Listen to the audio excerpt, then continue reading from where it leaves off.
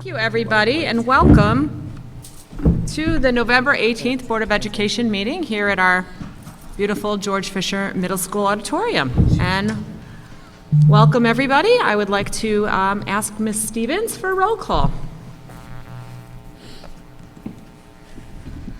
Vice President Curzio. Present. Trustee Douglas. Present. Present. Trustee Magliano. Present. President Orser. Here? Trustee Torpy. Here. Trustee Wise. Present. Thank you, everybody.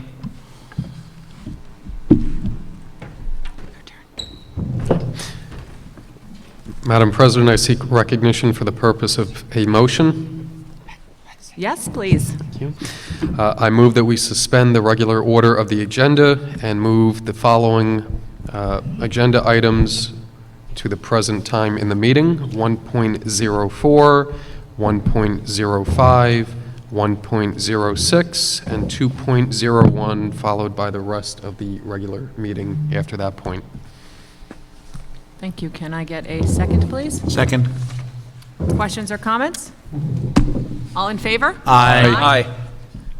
Okay. And just for public, members of the public watching, this does not change the start of public comment or the public part of the meeting after these two events, correct? It does not do anything for open session. Open session will be later. Yep. Thank you. Okay, so I would like to, at this point, in a minute, I'm going to ask everybody to stand for the Pledge of Allegiance and remain standing, but we are very lucky this evening that we have Haley and Victoria with us this evening to perform for us, and they have been with the music program for 6 years and take SUNY Symphony Orchestra at the high school.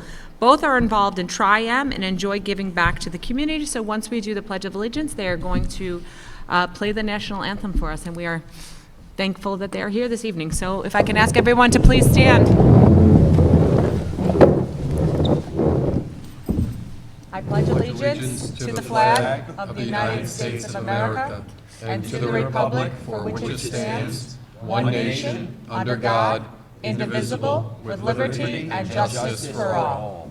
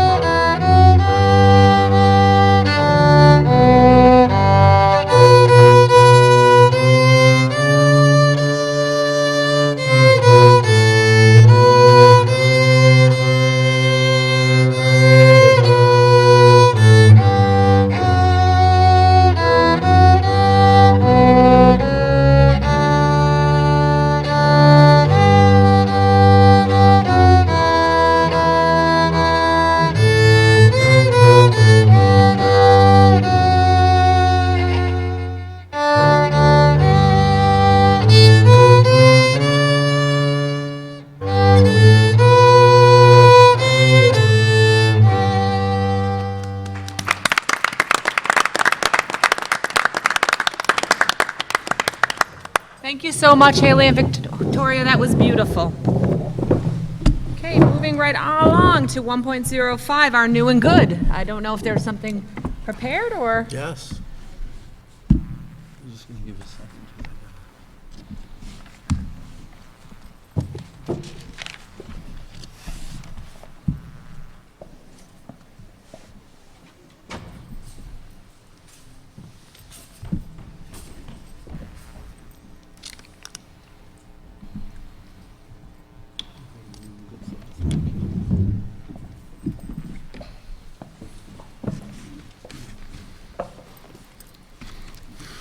So, a couple of things that we want to point out, recent occurrences here in the Carmel Central School District.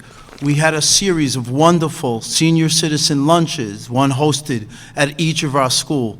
This drew seniors from our community who spent the afternoon being served by our students in these various locations.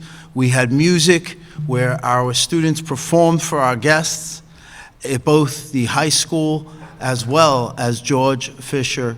And we just want to say thank you for the seniors for coming out and how much we appreciated their presence, and also the community service that was done by our students and the efforts of our faculty advisors to put these luncheons on. Next, New and Good, please.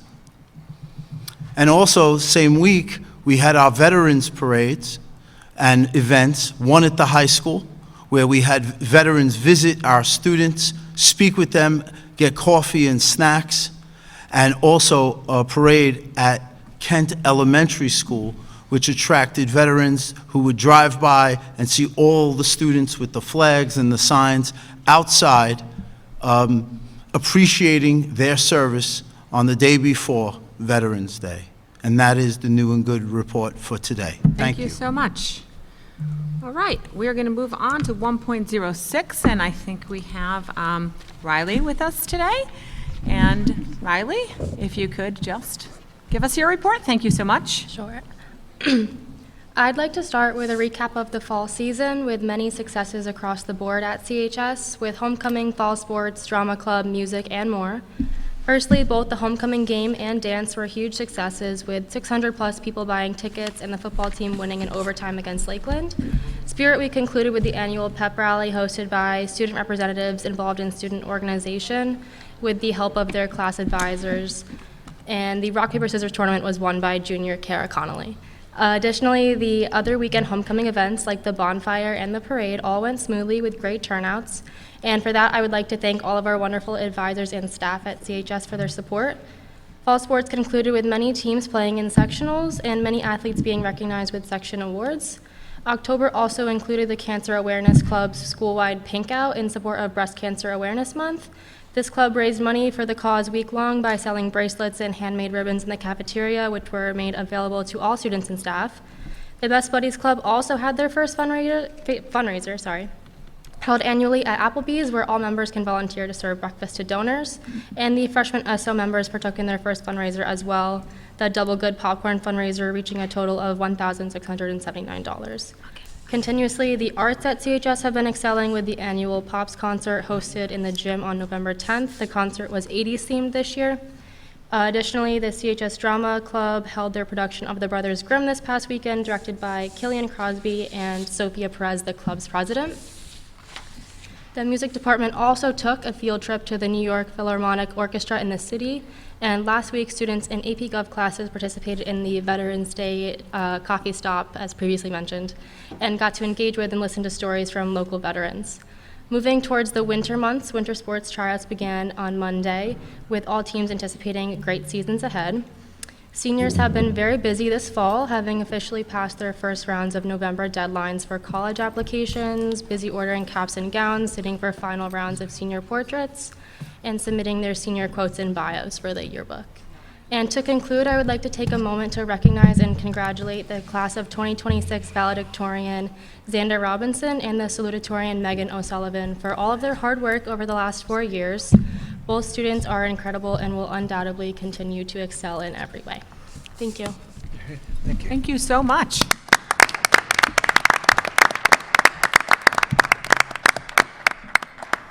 Okay, we are moving on to 2.01, our auditor presentation, and I do believe that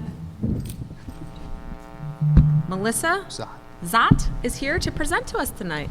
Welcome, Melissa. Thank you so much. 1 second. Great. I prepared a PowerPoint slide to go over tonight, just the results of the audit as of June 30, 2025. So once that comes up, we'll get started.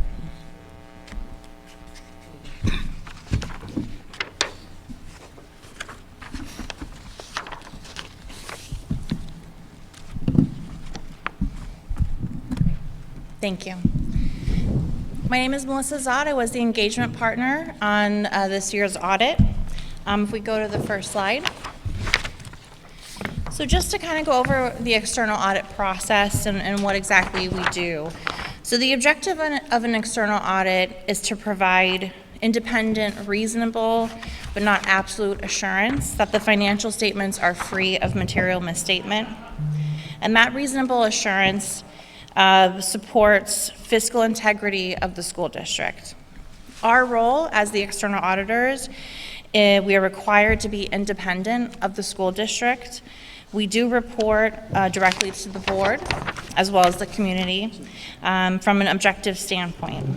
As part of this process, we do evaluate the financial reporting, the controls, and the compliance. And the areas that we focus on are compliance with GAAP, which is generally accepted accounting principles, and GAS, which is your governmental auditing standards. We also look at the internal control structure by reviewing the process narratives, ensuring that there's proper checks and balances at the school district. And we look at the budgetary compliance in addition to your fund balance reserve compliance. So both of which are required to be approved by the board during the year. Next slide.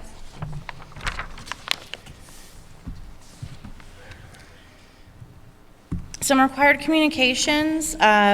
This year we have issued our audit opinion. We have issued an unmodified opinion. It's also referred to as a clean opinion.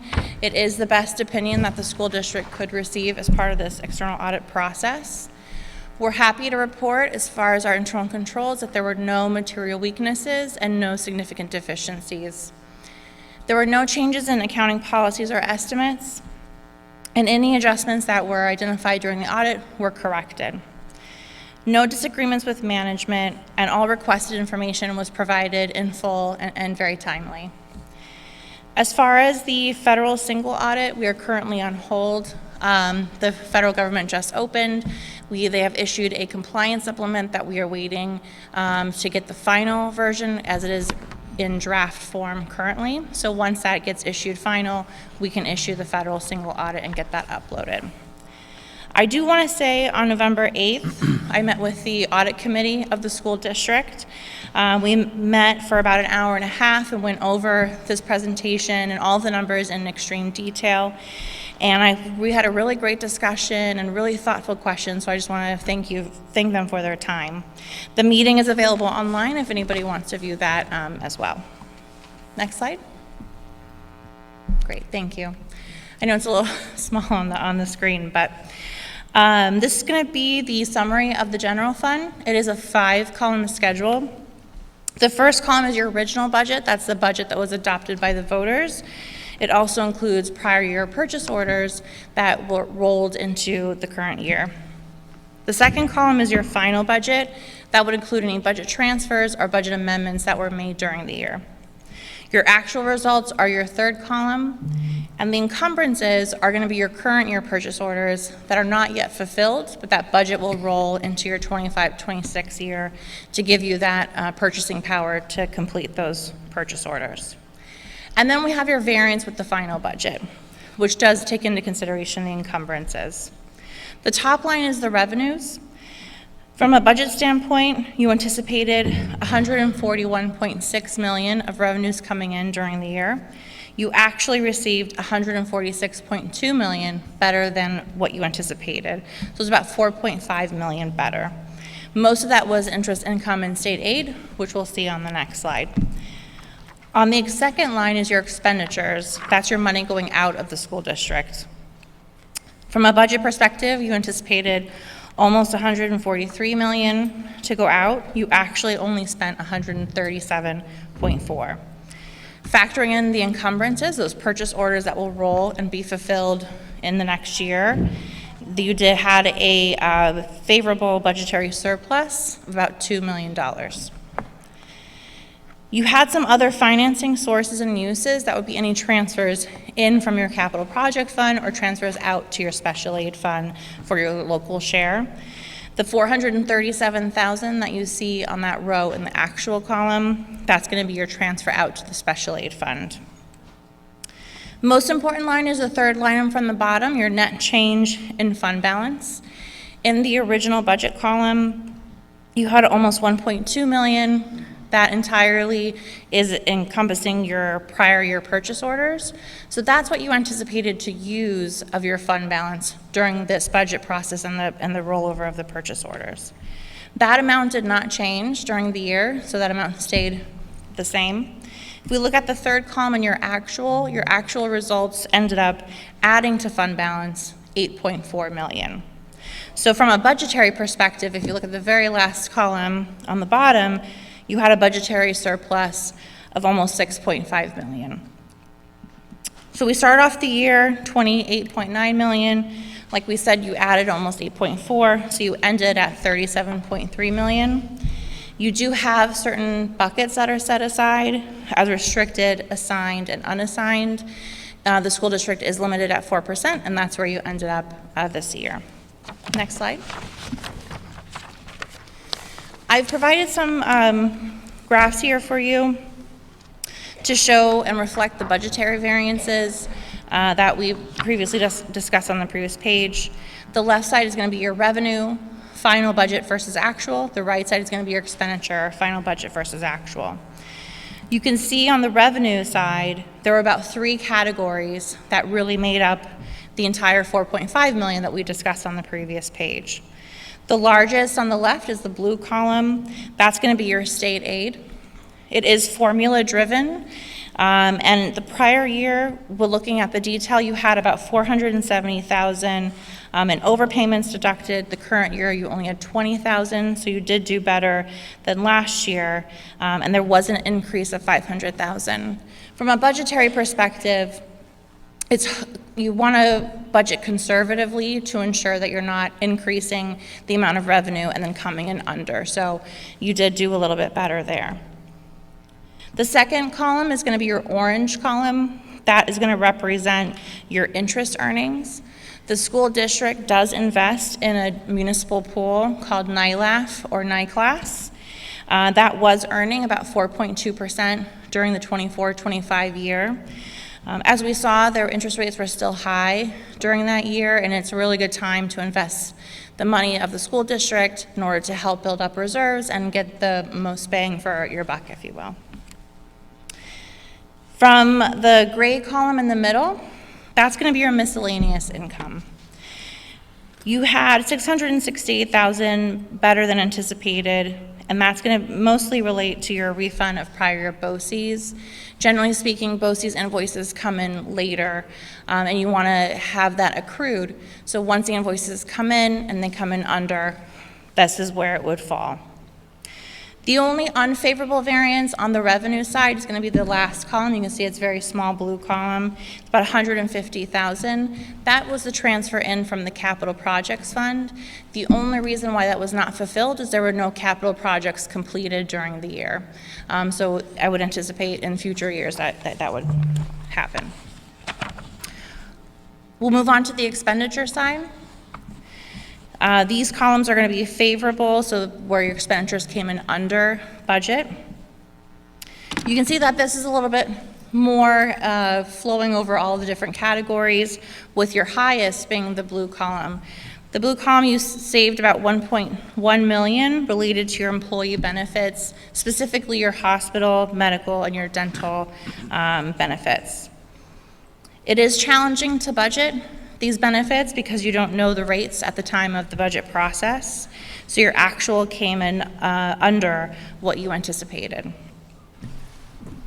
The orange column, your second column, that's going to be your instruction. Your instruction does represent about 83% of the school district's expenditures, as would be anticipated because those directly benefit the students. It is your largest expense, and the budgetary variance is less than 1%, so that came in really close to what you anticipated. The savings is mostly in salaries and some supplies as well. And then the middle column is your gray column. You saved about $244,000 in your transportation. The savings was mostly related to your bus parts, as well as the fuel and other miscellaneous supplies for transportation.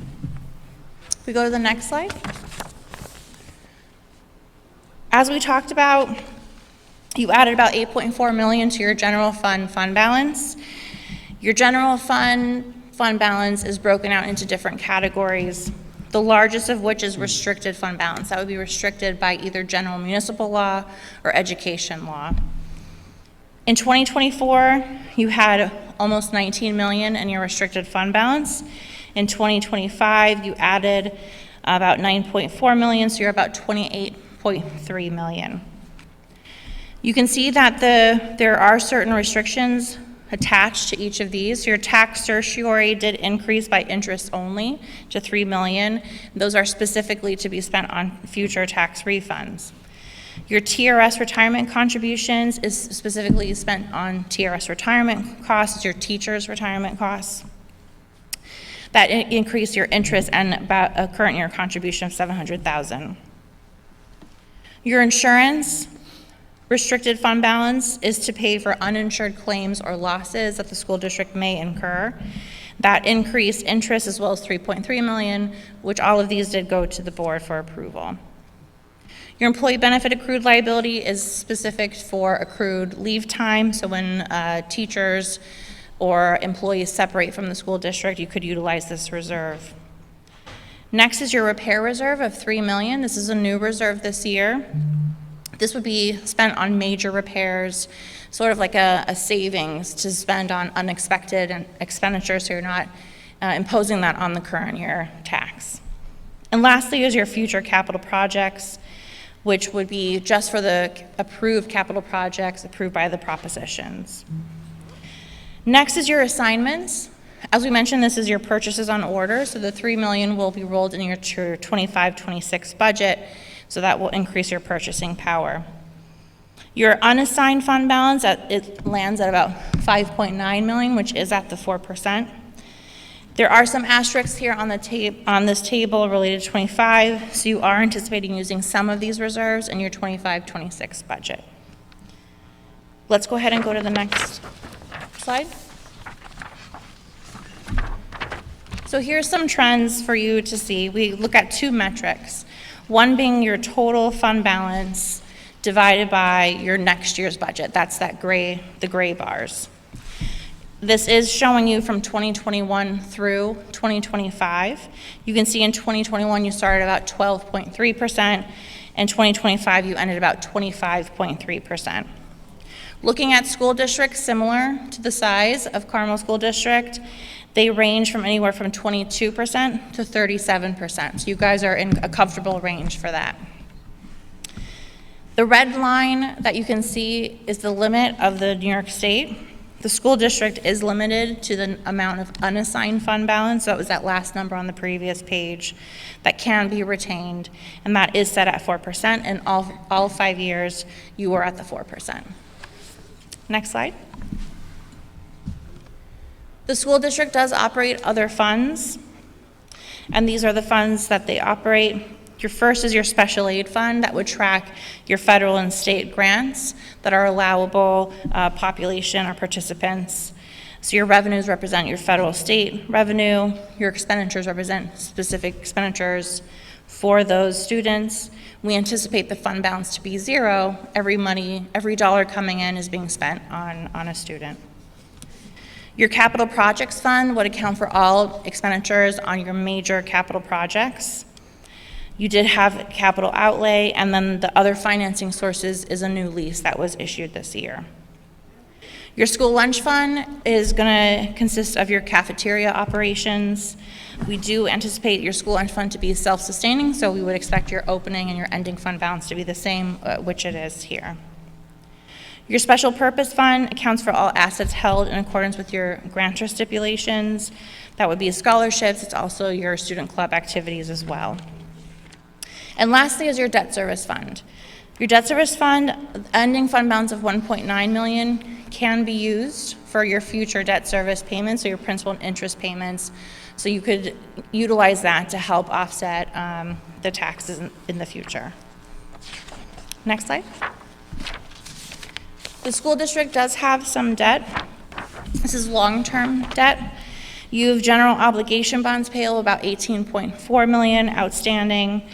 Those interest rates vary between 2.8 and 5%. Your energy performance contract payable help with efficiencies.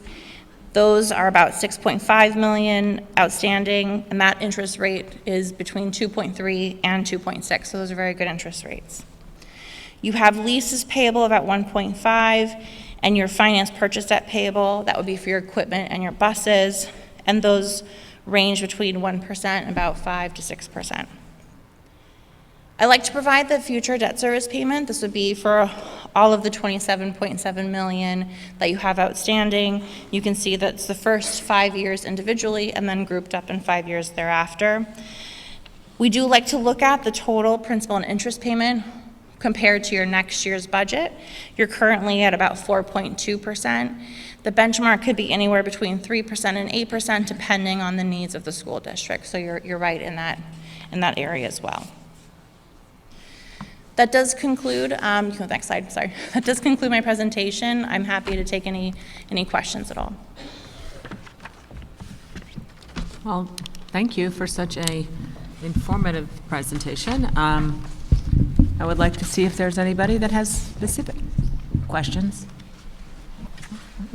I would just like to thank you, Ms. Zott. Thank you for your presentation to our audit committee last week. It was very informative. I think you mentioned at the start, anyone that's interested in watching the presentation more in depth can go on our district website. It's under the on the public archive for viewing, and I think this is our first year working with your firm. We've been very happy, so thank you very much, and we look forward to working with you again in the future. Thank you. Thank you. Appreciate that.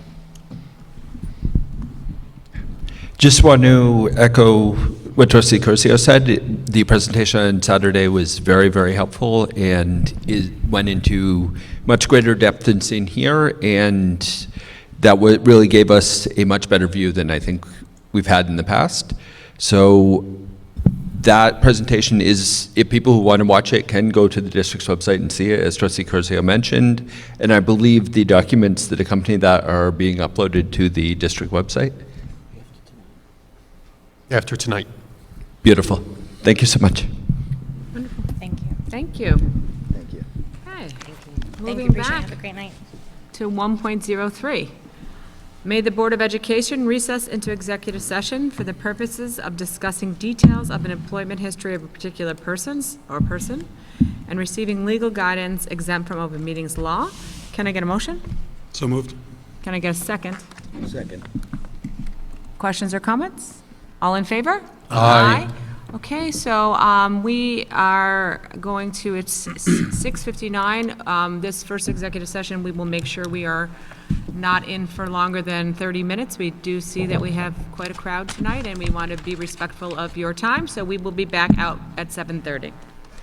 Great, thank you. Thank you, everybody.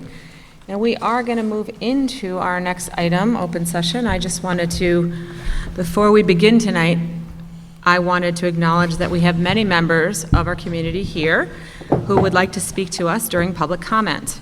I want to welcome everybody and thank you all for taking your time to participate in the democratic process of our schools. I'd like to remind everybody that our public comment period is governed by Board Policy 1230, which states that individuals may address the Board of Education regarding matters and that all speakers must conduct themselves with civility and respect. Comments should be directed to the Board of Education, not to the audience or individual community members. In addition, I want to remind everybody that the District Code of Conduct applies to all visitors and all individuals present in the room for the entire duration of our meeting. We expect all attendees, not just those speaking during public comment, to uphold the standards of civility, respect, and appropriate conduct. In order to ensure that everyone who wishes to speak has the opportunity, I'm respectfully asking that speakers please keep your remarks concise and to the point. We want to hear your perspectives, and we also want to ensure that all voices can be heard within a reasonable time frame. Please remember that this meeting is of the Board of Education to conduct a business in public.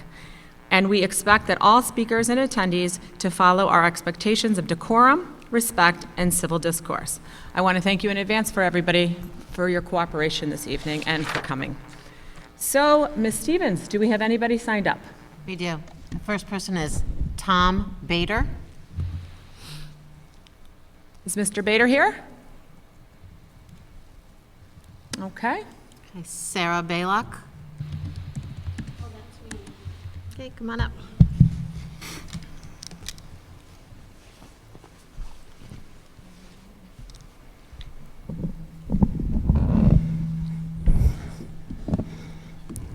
Good evening. My name is Sarah Baloch. Oh, I'm sorry. That's okay. Everybody does it. My family moved to this community from Queens in June of 2021. My 2 younger children attend the Carmel Central School District. I am here to voice my concern about Trustee Michael Torpy and the video which he posted on a private platform. In this day and age, I think it is fair to say that anything put on the internet, even on a private account, may not stay private. Which makes me wonder why Mr. Torpy felt so free to have his personal biases about Islam widely broadcast. Because he knows that because he knows that many in this community share similar viewpoints. I certainly hope not. The sentiments that Mr. Torpy expressed in his video absolutely conveys Islamophobia, even if presented as condescending humor dripping with sarcasm. As the daughter-in-law of a first-generation immigrant from Pakistan, who is also a Muslim American, and a loving grandfather, I take particular offense at Mr. Torpy's statements. I am outraged for the Muslim families in this school district who now have full confirmation that at least one of the elected officials intricately and powerfully involved in their children's education holds such disdain for their faith. For a local elected official, a policymaker in the school system, no less, to hold and share such misguided, uninformed, and biased viewpoints about the Islamic faith is unacceptable. Trustee Torpy has been elected by the people to serve all of the children in this community, in this school district, regardless of their faith. I call for the immediate resignation of Trustee Michael Torpy. Thank you for your attention.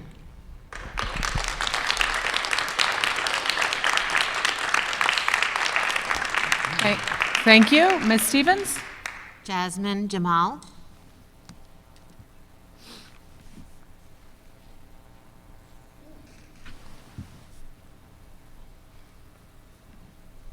Good evening. My name is Jasmine Jamal. I have 5 wonderful Muslim children in Carmel School District and cannot be silent. I promise we are not here for an Islamic takeover. I will not sit here and beg anyone anymore to believe that we are good people, but I will speak up and tell you how to focus on your job and how to do your job right, because if not, then that puts a target on my children's back. As school board members, your job is to make sure that every student is treated fairly with respect, no matter their race, religion, or background. Racism and discrimination of any kind is wrong, and it cannot be a part of our schools or our leadership.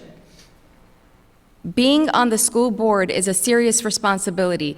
We must always act in a way that protects students and treats every family with fairness. Our schools should be places where all students feel safe, respected, and able to succeed. Therefore, I think everyone should vote Torpy out. Sorry. Thank you.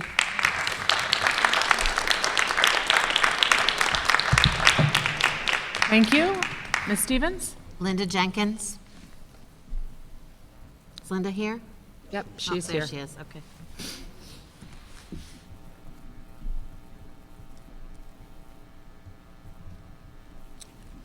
Hello, thank you for having this meeting.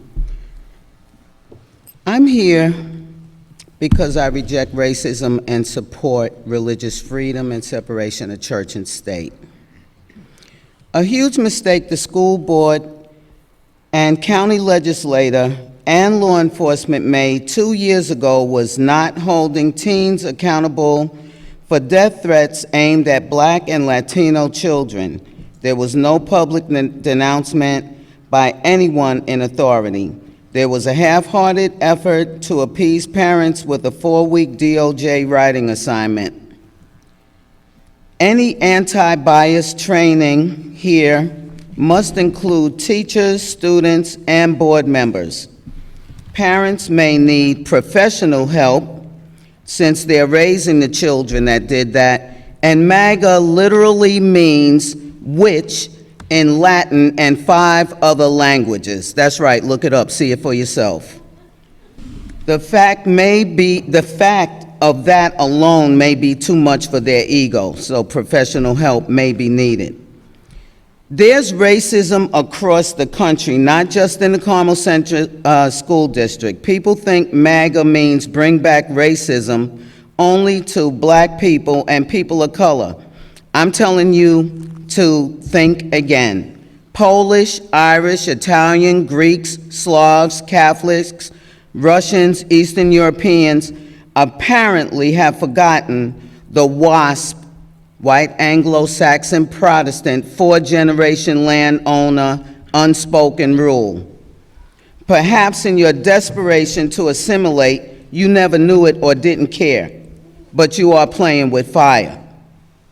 A racist, vile, leaked email saying ovens were warming up from the young GOP reps wasn't denounced by anyone on this board or in our legislature. I need you all to wake up and stop defending the very racism you all left your country of origin for. So I hope that you do that.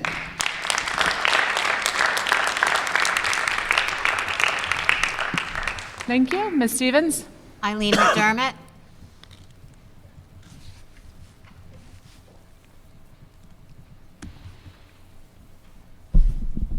Hi, good evening. Most of you know that I live in Brewster. I am not a parent in the district. And a lot of people like to ask, why I come to these meetings then. What business is it of mine to be here? And I've explained it before, but I'll say it again, the Carmel School District does not exist in a bubble. And racism anywhere in Putnam County affects everyone in Putnam County and beyond. And we're here again for one reason tonight, really, and it actually has nothing to do with Michael Torpy. We're here because the Carmel Central School District refuses to consistently and thoughtfully address the deeply entrenched historical issues of racism and bigotry that permeate both its own culture and the broader Putnam County community around it. This district has made regional and national news due to racism and bigotry at least 4 times now in very recent history that I can remember. First, when a local political instigator went on a racist rant about so-called critical race theory.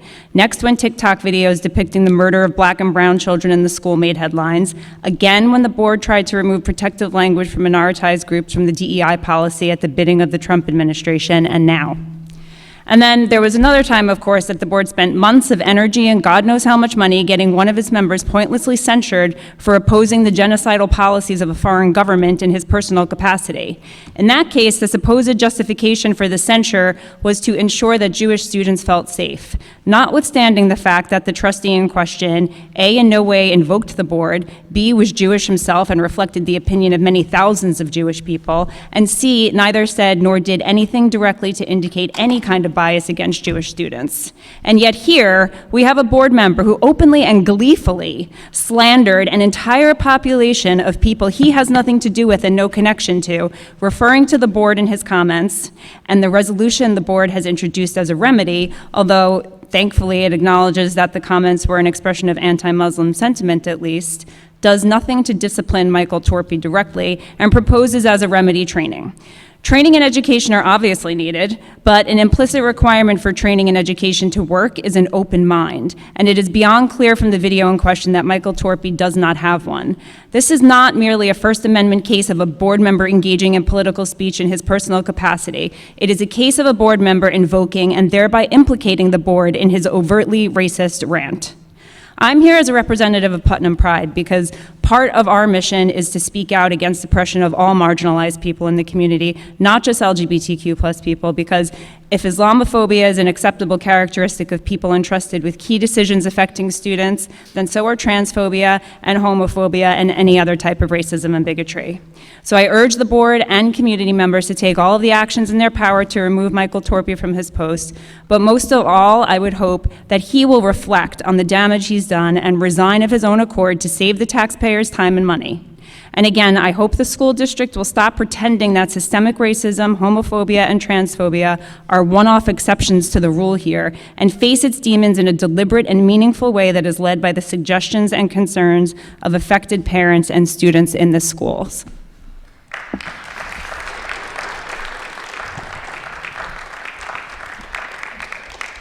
Thank you. Jerry Lee?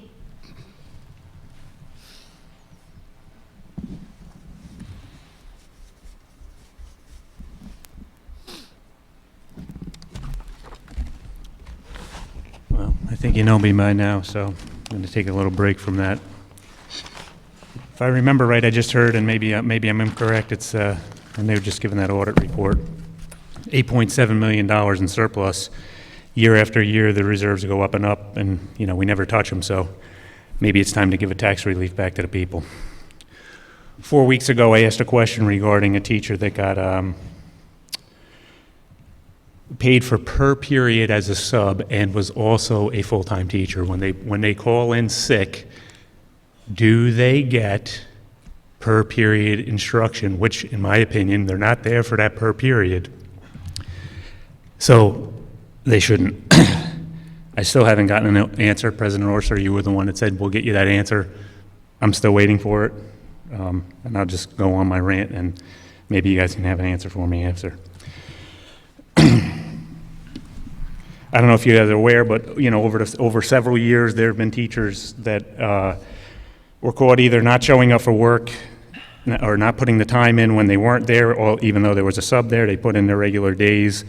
There was another person that, you know, put in sick time while on vacation. One of them had to pay a fine, or more than one of them might have had to pay a fine. They also had to redo their timesheets and whatnot. Now we have a teacher that in the past has put in for this per period coverage when they clearly weren't there for the day or for the period.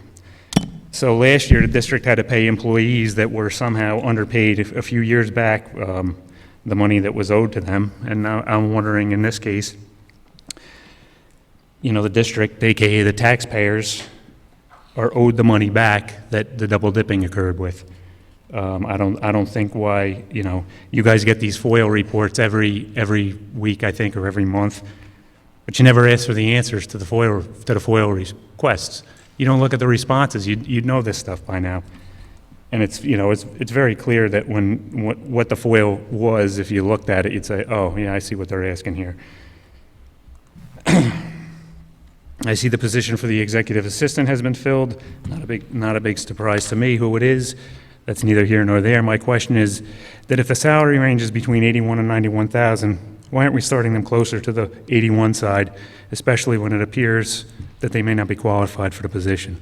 I also see that we have a new agreement with that person, and I'm interested to see what that says. And again, I also wonder why we needed this position. The district has had no position there, nobody in that position for years. This is a brand new position, once again, adding more to the taxpayer bill. Never had it before. I mean, we've done without it, and I don't understand why all of a sudden we need it. Asked about the price tag for the renovations to the district office. Still haven't gotten an answer. What I do have is that there is $78,000 in purchase orders, 296 hours of overtime. That doesn't include any of this time spent that wasn't overtime. Everybody says, oh, we needed these renovations, we needed these renovations. Then why wasn't it brought to the board and voted on? And so that the public can see, what our money is being spent on, what our money is being spent on. You guys need to kind of try and remember that. That's taxpayer money that you're spending. It's not just like, our pet projects.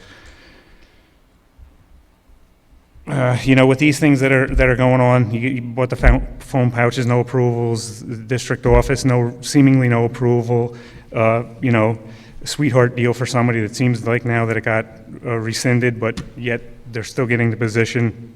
It's these kind of backdoor deals that erode the public trust when you're dealing with, once again, like I said, it's the taxpayers' money.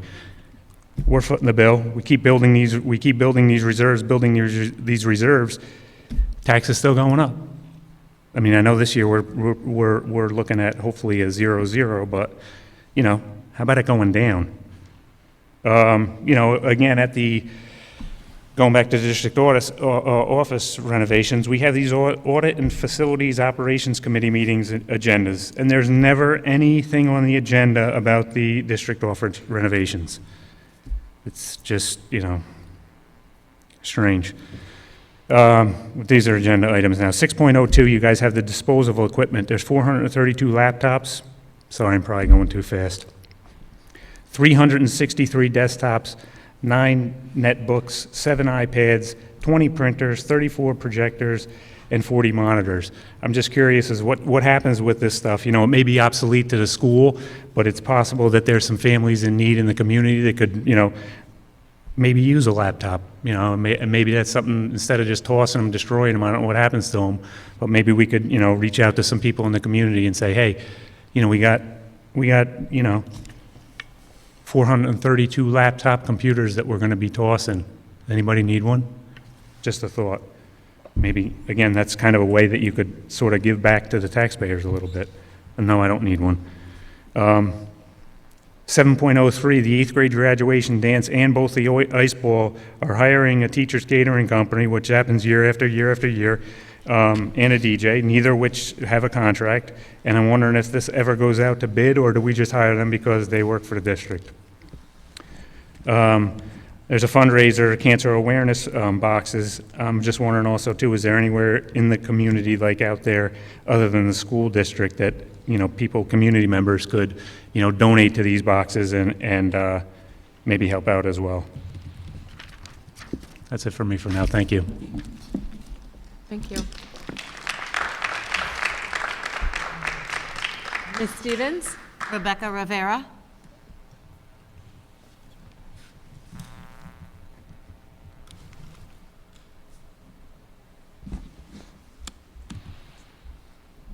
Sorry, I'm little.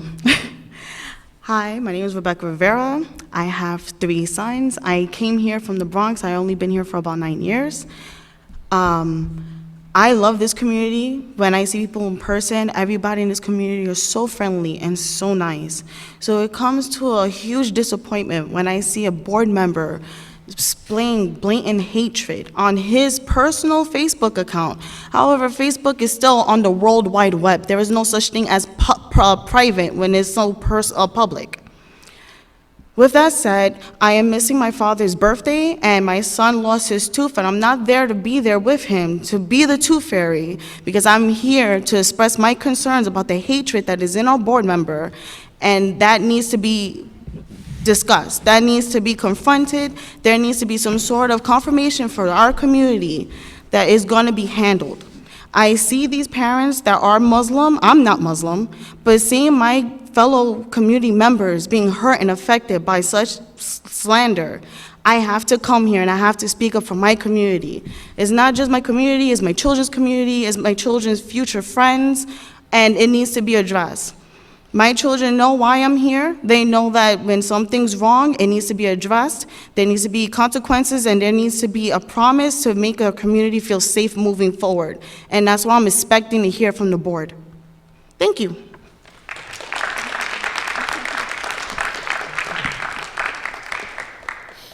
Maria Antel.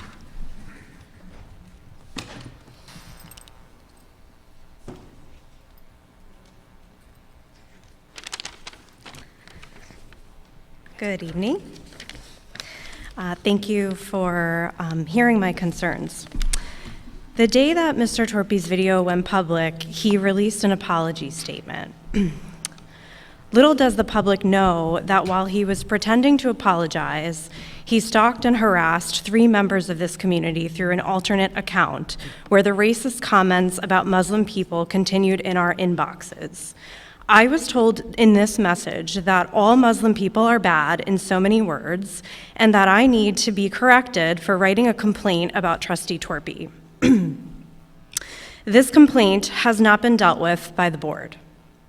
A training will not get the racism removed from this board when Trustee Torpy does not actually believe or value what he is learning. To use Superintendent Plotkin's words in his email to me, he regretted this blemish on the district. I am convinced that the blemish is Mr. Torpy himself. We need to move forward and build trust. We need Mr. Torpy to resign or to be removed. Thank you.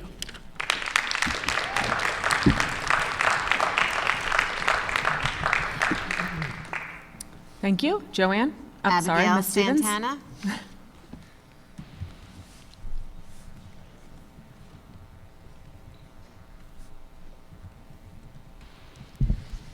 Here we go again. 3 years.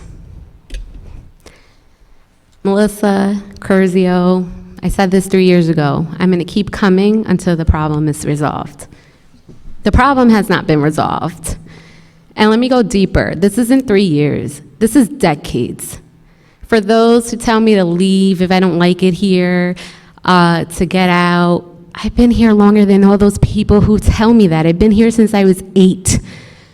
No one can tell you more than I can tell you that the racism in this district is buried so deep that in 2025, this community overlooked someone who was showing who he was and put him in this seat. And here we are, not a full year into his seat. I don't know how much more this community can take. Now, I am not Muslim, but that does not mean I don't care. And I would speak out against any racism or bigotry in this district. Any, because all of it is wrong. My child has friends of all different backgrounds, all different races, and all different religions. How can I tell my daughter that someone who she's supposed to entrust making policies believes that one of her best friends is going to start an Islamic takeover? I don't teach my daughter hate. But clearly there's people on the board here that teach that in their home. I don't want my daughter to go to a school where this is even an inkling in her thought that this would ever be okay. And thank God I am raising her to know better. But to have a grown person sit up there and act like this is okay and make a video smirking, smiling, and mocking is disgusting.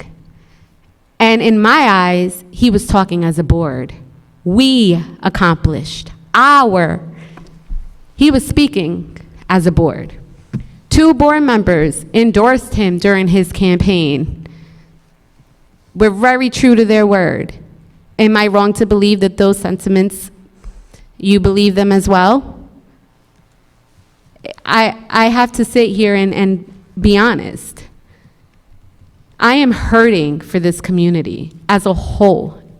And I am truly exhausted of coming back every month to keep talking about the same thing. Now, if you're giving him a slap on his wrist, what do you think you're telling our children? Then you wonder why we see swastikas in the school. Then you wonder why my daughter comes home every day saying kids are on the bus saying the N-word and making monkey noises. Then you wonder why there's bullying. Then you wonder why there's fighting. Look at this. You have a sitting board member, proud and loud, making a video laughing, calling our Muslim brothers and sisters an Islamic takeover. It's disgusting. I'll give credit where credit's due. The one message that the district put out condemning his statements was the best I've ever seen in the last 3 years in this district. I will give you credit for that. But those are just words. Where is the action? There's no action. When everyone was up in arms about Trustee Wise, which nothing he said was anti-Semitic, but whatever, you made him take a training, him solely, not the whole board. But Mr. Torpy can come up here and say what he said, and the whole board has to take a training. Granted, everyone should take these trainings, but that's all he gets? Don't do it again. That's unacceptable. This district is never going to learn until actions are taken and there's consequences. And there's never any consequences, ever. As the speakers before me have said, this is tiresome. It really is. Once again, I say this all the time. A board that does not look like me would never know how I feel. Would never know the target I wear when I walk in these streets. But yet you guys allow it in the district. You are allowing it. You're allowing this. What are we teaching our students? I understand that you can't control what happens in their homes, but you can control what happens on this board. That was unacceptable. And the apology that Mr. Torpy put out, let's remember, he didn't put it on his page where he put that hateful video. He put it on a social media page where half the community is not even in because it's a disgusting page. So he's apologizing to his own people who believe and agree with him. Let's get that straight. And to say, if I offended, no, sir, you offended. You offended, not if. That's disgusting. And then to say it wasn't my attention, it was 100% your attention. You smiled, you prepared your camera, and you said what you said with your whole chest. Yes, you did. I am exhausted. This district is draining. I don't know how else I can continue to keep telling you guys that there's a problem here. If it's not our Latino families, if it's not our black families, now it's our Muslim families. When is it going to stop? Newsflash, we're not all Christians. Newsflash, we don't all believe in God. Woo! So what is the problem? We all just want to have a school district that loves our children, no matter how they look, no matter how they identify, no matter who they pray to. All of this is unacceptable. The only thing I could say that's good out of this, I get to see the people who, like Mr. Torpy, stand behind him, and I could tell my daughter, those are the people you would never, ever be around. Those are the children you would not hang around. Because if they are talking like this in private, imagine how they feel about you in public. I want this board to really do a deep dive. We have new faces on the board, but it's the same thing. Here we are again. Should I take us all the way back when we did blackface at a football game? Should I take us further back? I could pull up all the archives. It has to end for the sake of all of our children. This is ridiculous at this point. I really hope that you're all listening, and whatever we have to do to ensure that Mr. Torpy is removed from this board, I hope you all as board members stand beside that. Because in my eyes, silence is complicity. And right now, if you're staying silent and you're not doing anything to fix the wrong, you agree with his sentiment, and I don't want you on the board either. Not for my black child.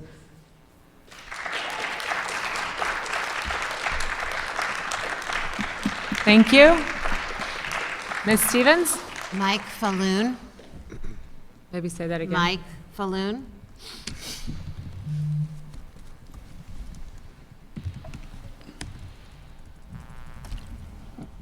I'm speaking tonight as a Carmel parent and longtime community member who is shocked and disgusted over Mr. Torpy's recent comments regarding the recent election in New York City. These hateful comments reflect a person who is unfit to serve on the esteemed board. My concerns are many. For one, Mr. Torpy clearly identifies himself as a member of the Carmel Board of Education. We, not I. Two, he's commenting on the results of an election which have no bearing on his role as a board member. Confusing at best.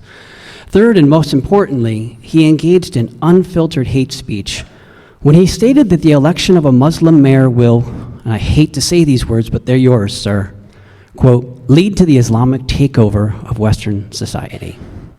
Mr. Torpy is charged with working on behalf of all Carmel students, and he abandoned that charge. He's supposed to be there for all kids, not just the ones he likes, not just the ones that meet his approval. How do I explain to my kids that this is how members of our community, our board no less, conduct themselves? More importantly, how do our Muslim friends and neighbors explain to their kids that according to at least one person on the stage tonight, it's okay to fear them, it's okay to hate them, that it is acceptable to state Muslims are conspiring to take over the Western world? I don't pose these questions rhetorically. I'm struggling with them. I don't know how to answer them, and yet I'm trying my best. We all have to. You put that on us. Last spring, the League of Women Voters held a Meet the Candidates night. The moderator posed the following question to the candidates: what role should partisan politics play when serving on the board? Every candidate, including Mr. Torpy, agreed that partisan politics should not be part of their work on the board. Yet what could be more partisan than commenting on the results of a distant election and doing so in a hostile, hateful manner? Mr. Torpy was well aware of his responsibilities as a board member when he made those comments. He decided that spreading hate was more important. He chose social media to amplify his paranoid perspective. As I understand it, at least through last year, at least one school in Carmel was part of the Anti-Defamation League's No Place for Hate program, a program that fosters tolerance and understanding among students and staff. And one thing I really admire about this program is just how clear and how direct its message is: no place for hate. That banner and those words carry a lot of meaning. But it's not no place for hate unless expressed by a member of the board, nor is it no place for hate unless directed at people you dislike. It's just no place for hate, period.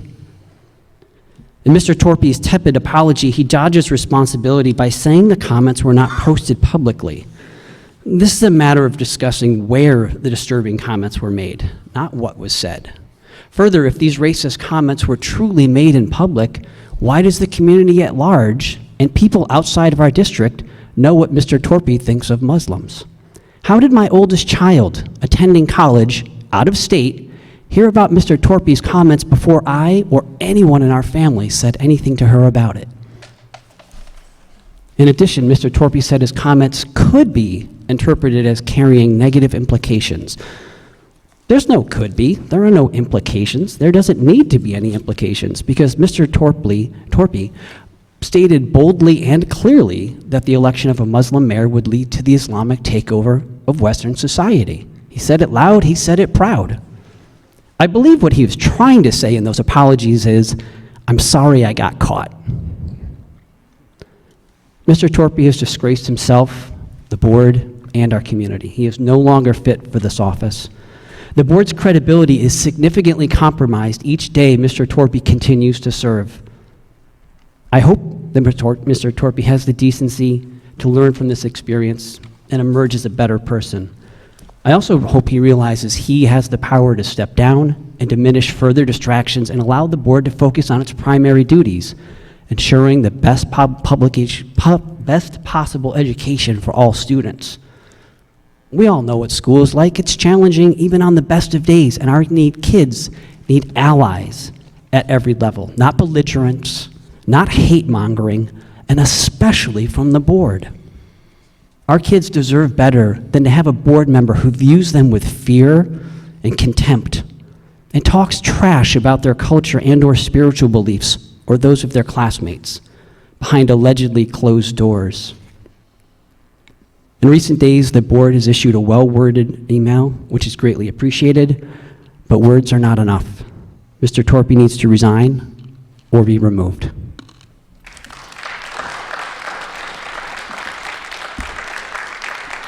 Thank you. Ms. Stevens?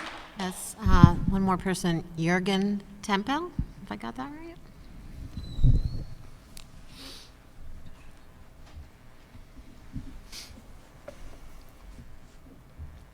Good evening, everybody.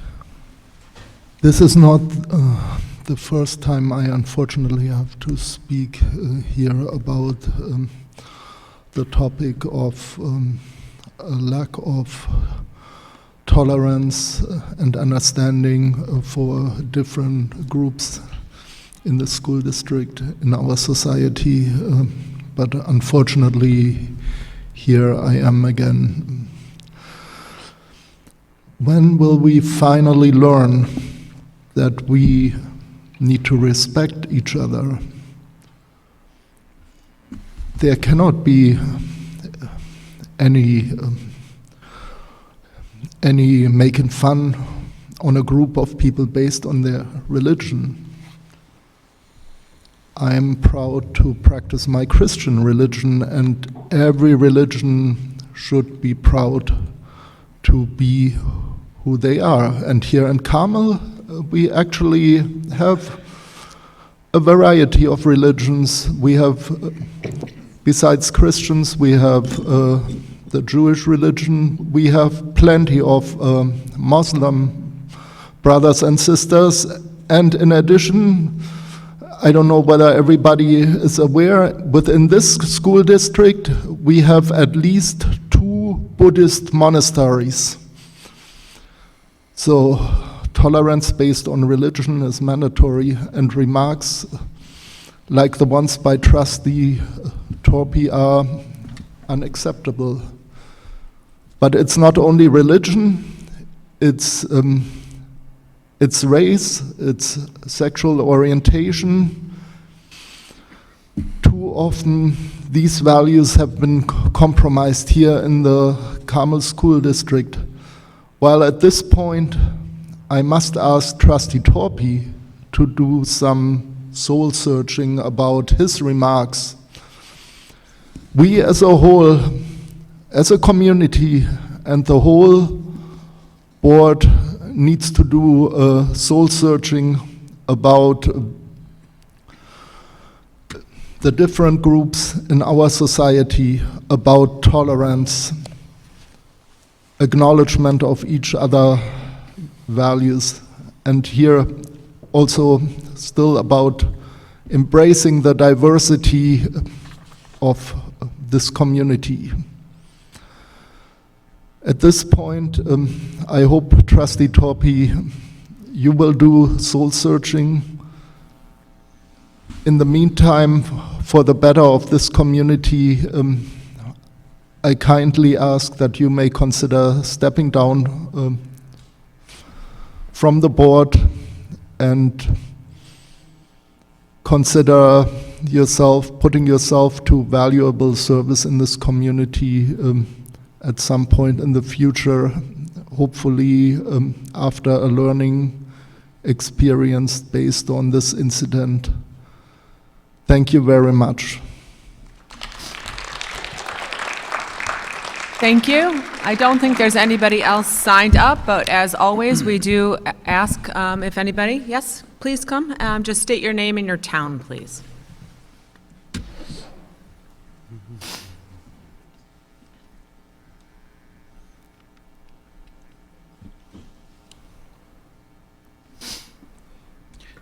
John McGuire, Kent Lakes. I'm here tonight because I'm very sad. I'm probably going to lose some friends tonight, and I don't care. I have to speak my mind. Before I do that, however, to the gentle lady and gentleman on the dais who put in countless, thankless hours in service to us and our children for no emoluments, really, I thank all of you. I am a veteran of the 2nd Battalion, 3rd Marines. I put on a uniform. I received and exchanged hostile fire. I saw good men pay the price. I paid the price for the First Amendment privileges that many take for granted. And let me explain to you how that works. The test of your First Amendment privileges is not whether you agree with it or not. That's easy. The test of the First Amendment is if somebody can say something that you wholeheartedly disagree with, and yet you honor their right to say it. Let me give you an example. When I was a little kid, I was raised right, and we were taught correctly. It's Sunday. The red stuff that you put on pasta, it's gravy, not sauce. Another thing that drives me nuts, when people say cannolis, raviolis, spaghettis. It's got an I on the end of it. It's already plural. The S is redundant. But you have a First Amendment right to call that red condiment by the wrong word, and you have a First Amendment right to butcher the language of my ancestors. Now that's some lightheartedness. Let's extrapolate that out to larger issues. If anything, let me say that again, anything that Jim or Mike says frosts your cupcake, they have a First Amendment right to put that out there. And you, by the way, have a First Amendment right to be butthurt and express your displeasure. But here's the rub. Out there, not in here. This is not the forum for this debate, and that's where I'm going to start losing friends. This is a forum for education. And periodically, through the graces of the Grand Architect, we get these situations. And every dang time we do it wrong. We're doing it wrong right now. Now is not the time to come in here in this hall of education and crucify somebody for their First Amendment speech. Here, let me give you an example. If I'm at home and I see something on the interwebs that tweaks my berries, I use it as an educational opportunity. Gennaro, Vieni, you see what this Strunz is saying? That is wrong. That because What do you think? You agree, right? What have I done for the child? I have identified behavior or words that I feel are incorrect. I have given them a basis to identify an argument against it. And more importantly, I asked for their buy-in. That, by the way, is a sales tactic. Next time you're in a high-value thing and they ask you your opinion, he's trying to get you to buy into the transaction. Now, I can go ahead and not educate the child. I can just say, Gigi, The world is against us. Oh, dear Lord, we must protest. We have the protest of the month, and that's the problem with this dang town. We don't have problems that need solutions. We have solutions in search of problems. Since I keep harping on the fact that this is a forum of education, I'm going to drop some education on y'all. Fasten your safety belts. Nobody in the world has the ability to affect your emotions that you don't grant them. So if somebody says something that you don't like, it's really a binary equation. You can either laugh or you can express your outrage. Now, I got to tell you, for me, I would rather laugh. Please, I am begging the members of this board, as well as my fellow members of the community, can we please stop looking for problems where they don't exist? We can all gather outside and talk about the issues of the day, but this is not the forum. I'm going to leave you with one last story. I didn't go to high school here. I went to a Catholic high school. And my brother was the editor of the school newspaper, and he brought it home on Thanksgiving break, and he was putting it together and laying it out. And there was an issue with one of the teachers, and I kind of said to my brother, hey, can I get some column space? And he's my brother, so he gave me the column space, and whoa, did I write an article. None of it was a lie, but it was rather sensational.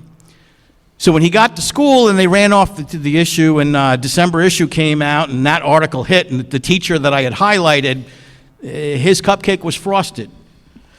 They couldn't suspend me because I didn't lie. You know what they did? They used it as an educational experience. Every homeroom had a lecture on yellow journalism, the sensationalism, which, by the way, we experienced today in our news, but that's a whole nother issue. But they used it as an educational situation.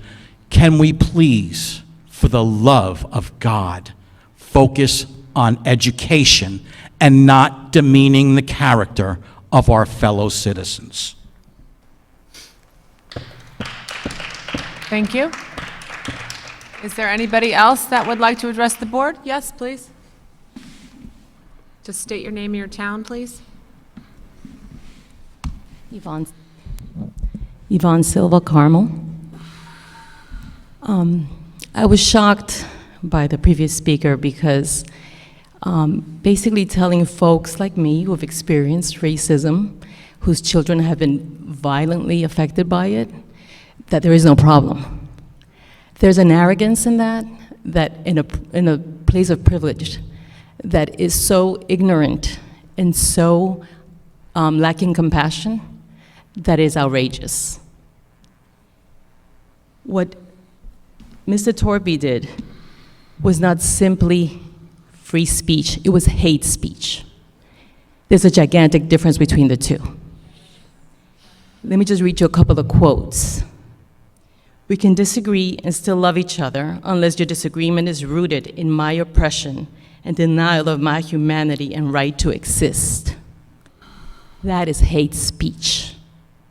When you dehumanize somebody the way you did, Mr. Torpy, the goal is not simply to impress your supporters. The goal is to take away the value of the folks you're talking about, their humanity, and therefore make it possible for them to be able to be attacked, to not have worth, to have fear. And in this case, the ones that are walking around with a target in their backs are children. That is not acceptable. That is hate speech. And I cannot believe that in this day and age, some folks still think that that's okay. In addition to that, we have tolerated racism in this community for years. I've been up here crying, telling you the stories, how they've affected me. We've had people come up here and tell you that kids have been called monkeys and the N-word. They've been attacked, etc. And yet we continue year after year with the same thing. And the reason that that continues is because the leadership in this community tolerates it. They tolerate it at every level. It's tolerated in the schools. It's tolerated on the board, apparently. If you think that a training is going to change anything, you are completely misguided. The only thing that training is going to do is allow all of you to pretend you did something. If you really mean that you want this community to be a healthy, safe community for all children, you must get rid of Mr. Torpy. That is the only thing that's going to show us that you finally mean it. Otherwise, stop the perpetual performative actions. Thank you. Thank you. Is there anybody else that would like to address the board at this time? Okay, seeing that there is nobody else, we are going to move on to 1.08 board comments. Is there anybody on the board that has any comments at this time? May I? Sure. I want to thank everyone for exercising their right to free speech and expressing their concerns tonight. I will not be expounding on my personal views or statements, as a school board meeting is not an appropriate venue to air grievances over personal politics. I have no hatred in my heart for anyone in this world who simply wants to live and let live in peace. I believe that the people who have taken the time to get to know me in this community know that to be true. That is why I retracted my statement, which was too broad, and issued an apology. I should have presented my view in a more nuanced manner. As an elected official, I have an obligation to the people who checked the box next to my name on the ballot to discharge the duties of my office faithfully under the Constitution of the United States. Thank you. Anybody else from the board? I'd like to say something.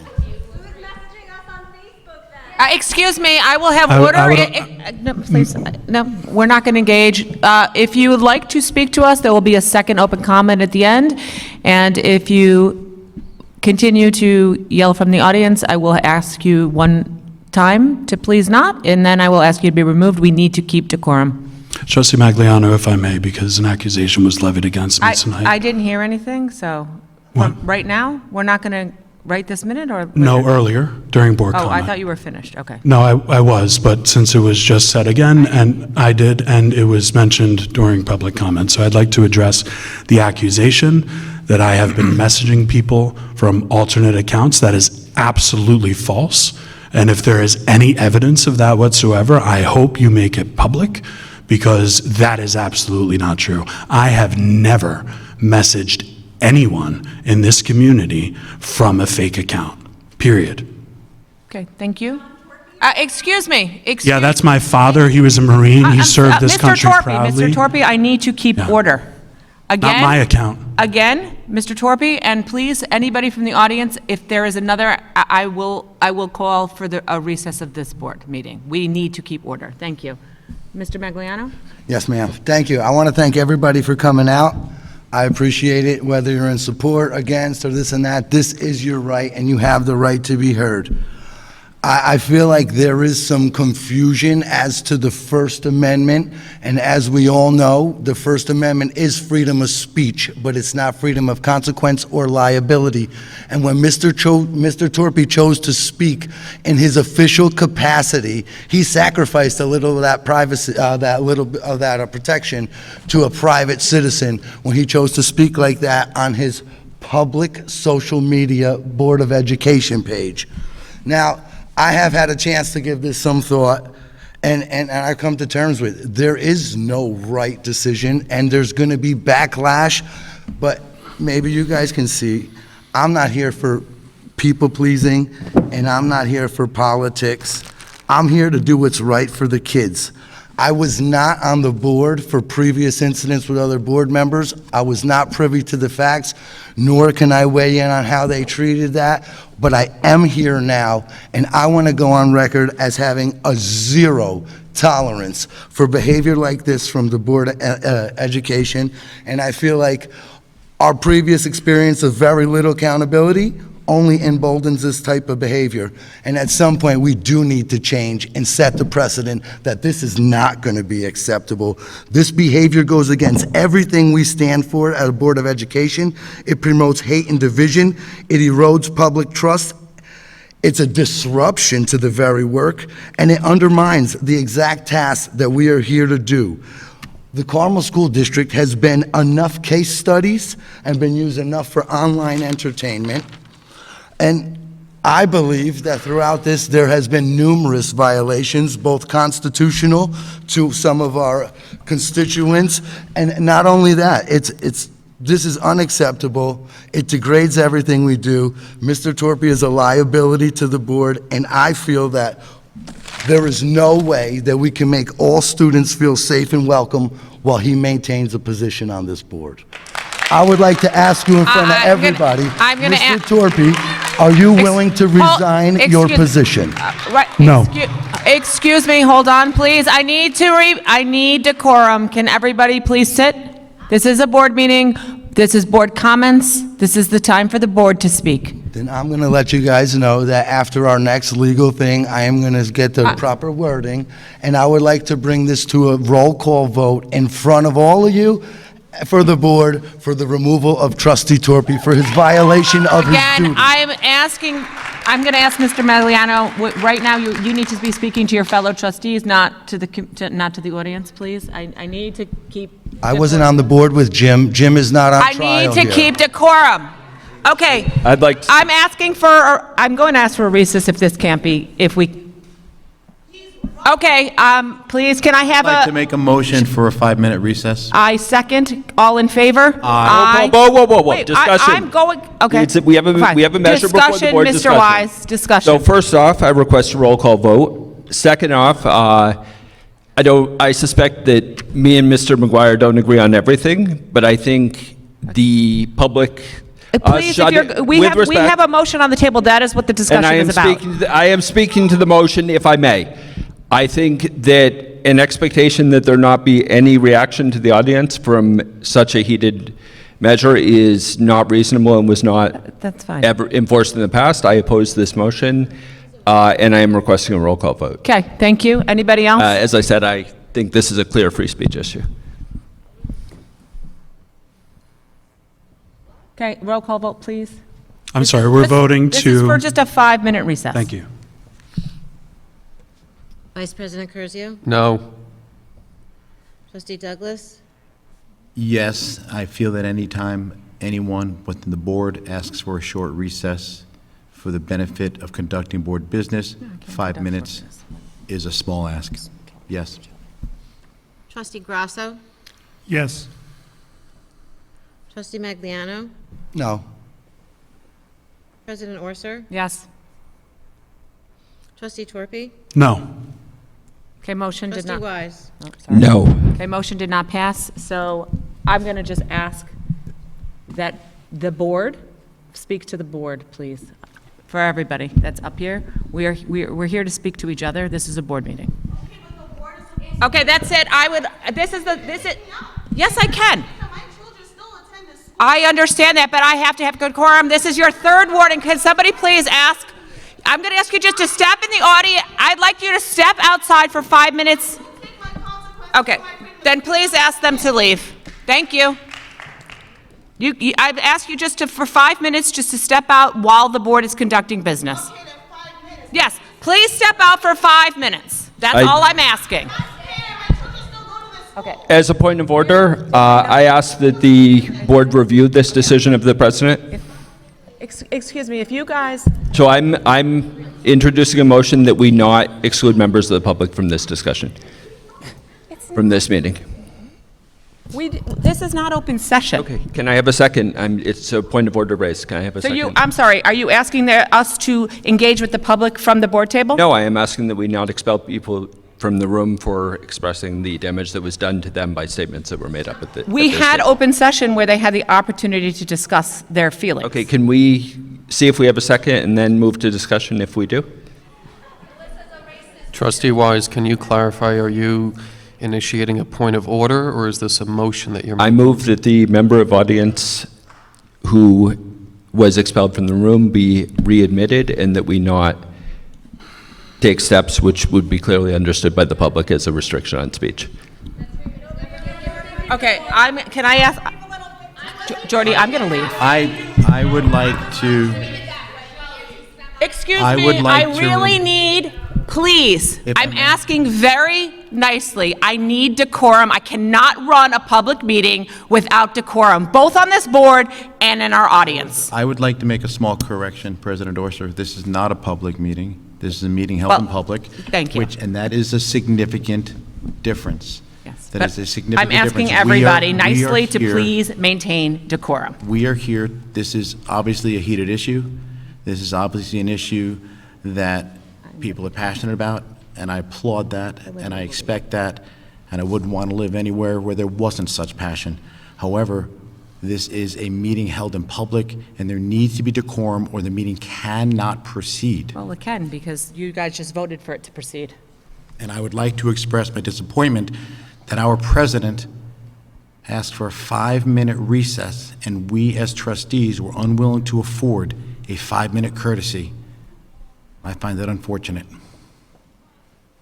Okay, can we move on? Is there any other trustee? We have a motion, we what's the are motion? in search of a second, that we we have a second? that we readmit folks who. Okay, do we have a second? It was 5 minutes. Do we have a second? Do we have a second? I second. Okay. Can I Any please have a roll questions or call vote? comments? The only comment I have is that I would ask for a roll call Can I have a vote roll call vote, please? What are we voting on? to readmit the member of the public who was removed. So then why do we have a president and a policy? I'm curious of why we have a president and a policy, because I'm just following our procedure and our policy. I understand, I assume no ill will on your part, but I do think this is counterproductive to the Okay, goal so of can we have a roll call vote, maintaining please? order in this meeting. Vice President Curzio? No. Trustee Douglas? No. Trustee Grasso? Yes. Trustee Magliano? Yes. President Orser? No. Trustee Torpy? No. Trustee Wise? Yes. Okay, motion did not pass.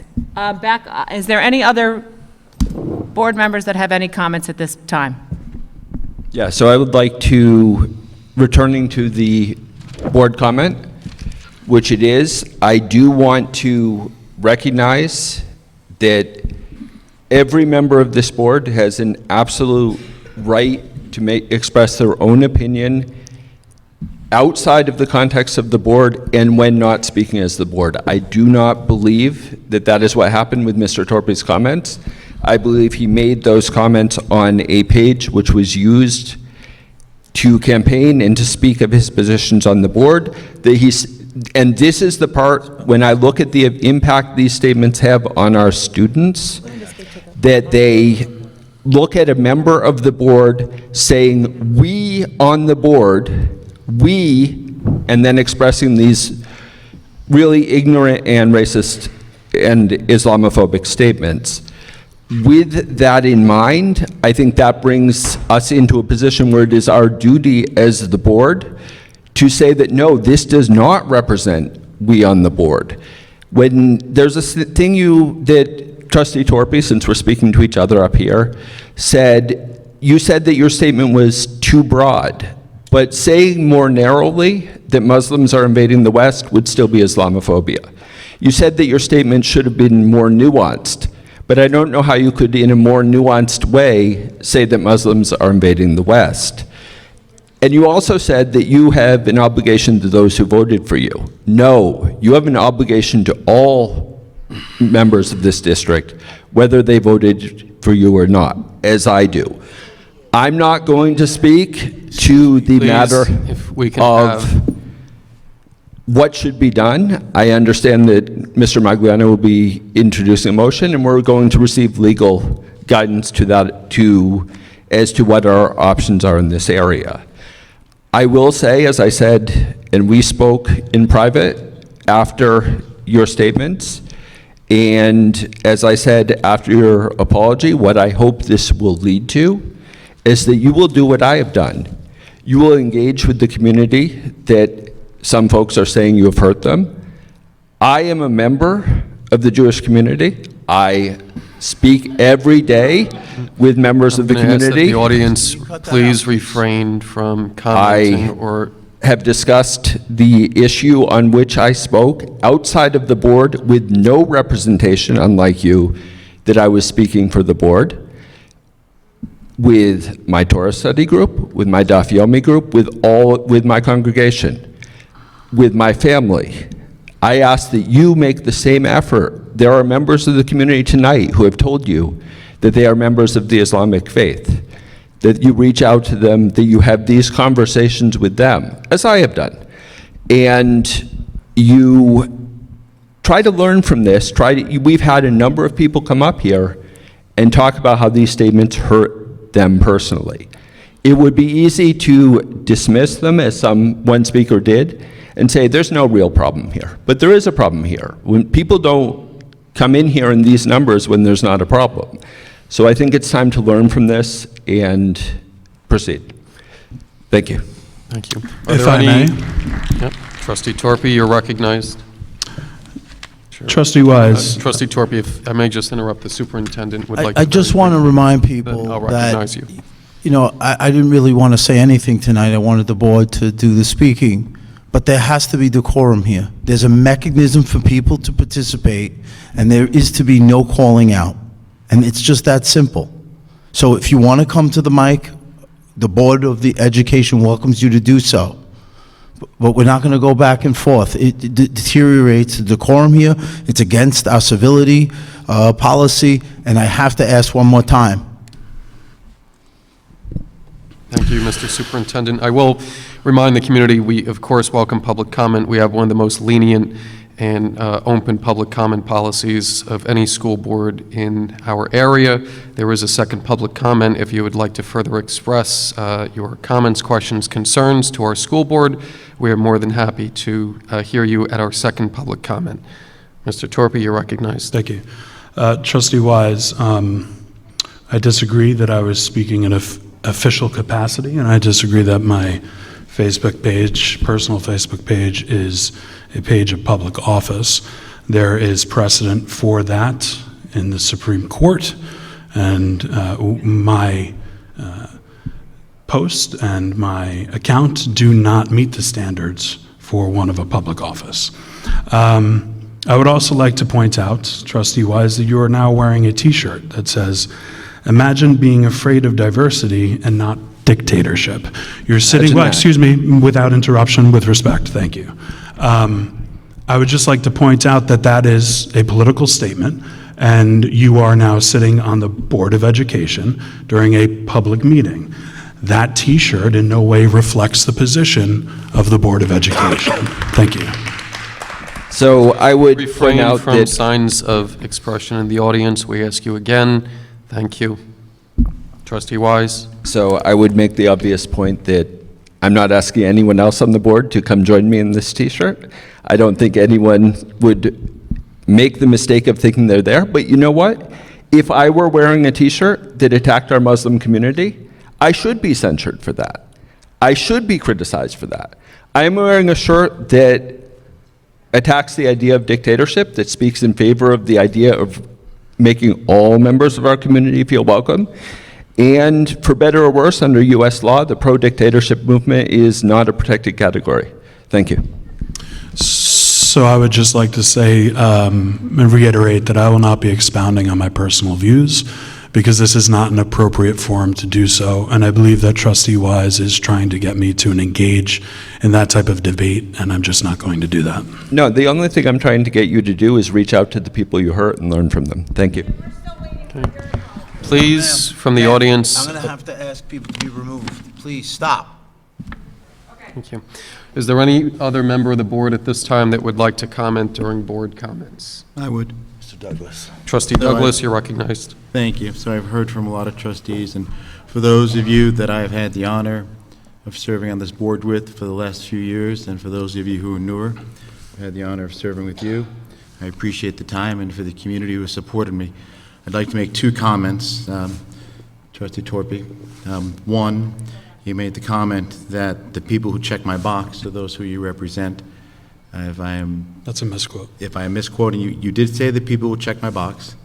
That I do know. If I am misquoting the entirety, my apologies. But the way I read that was you represent the people who voted for you. And I would just like to say... I never said represent. I would like to say that I represent the people who did not check my box, who did check my box. And I think that's important in any high-functioning organization, even the people who did not support us. We represent you, and I think that is important. I would also like to say it is important that we have the power as a unit. And in all my time on the board, that is what I've always spoken of. Although I may disagree with you, I will support us. I cannot support your statements that you made on your Facebook page. I cannot support denigrating any group in any way, shape, or form. I cannot support in any way, shape, or form making anyone feel unsafe. And I will support whatever Trustee Magliano does to pursue this. Thank you, sir.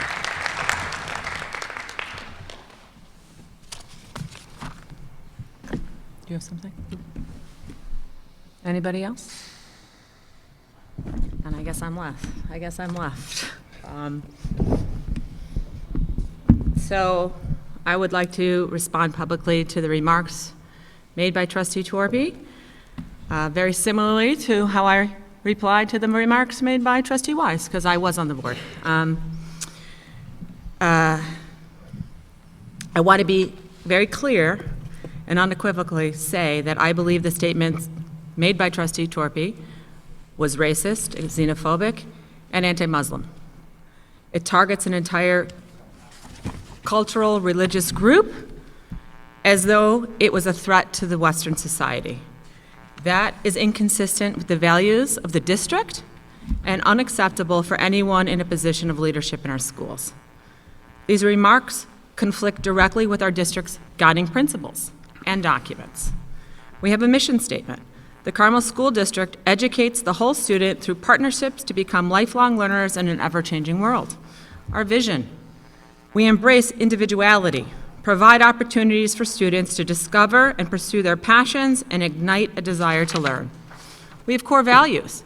Individuals thrive when they feel safe, supported, and respected, and every person has intrinsic value. Policy 2160, School District Officers and Employee Code of Ethics. Board members must conduct themselves in a manner that promotes public confidence in the schools and must distinguish personal opinion from the views of the board. District Code of Conduct.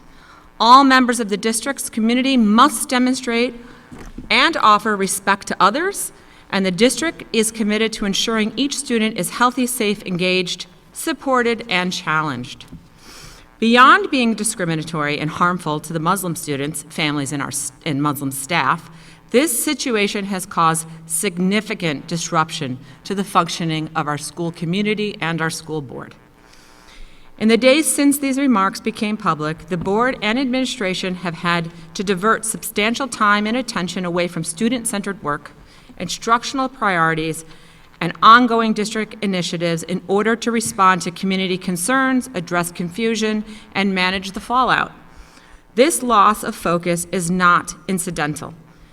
It is a direct result of Trustee Torpy's short-sightedness and statement. A trustee has the responsibility to anticipate the impact of their words, especially when their words target a specific group.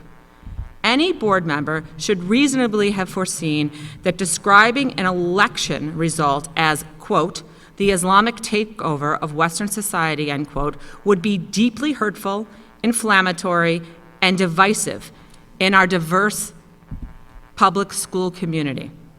Our mission, vision, and code of ethics exist to prevent exactly this type of harm. When a trustee disregards them, the consequences are immediate and far-reaching in our classrooms, in our school offices, and in our community conversations, and in the trust that this community has for the Board of Education. Our students deserve a school board focused on their learning, their safety, and their growth, not one pulled away from its work to repair the damage caused by harmful rhetoric. The loss of time, attention, and community trust is unacceptable. I do not support or condone Trustee Torpy's remarks. While he may claim that they were made in his personal capacity, the reality is his words carry weight and they reflect on our district. Tonight I want to reaffirm for myself that the community understands that this Board of Education stands firm in our mission, vision, and core values. We reject any type of discrimination, and we are committed to upholding our policies. We do have a lot of work to do to rebuild the trust and ensure our district's climate is safe, inclusive, and respectful for every student, staff member, and every family.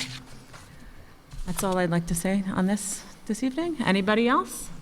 Okay, moving on then. Yes. Motion.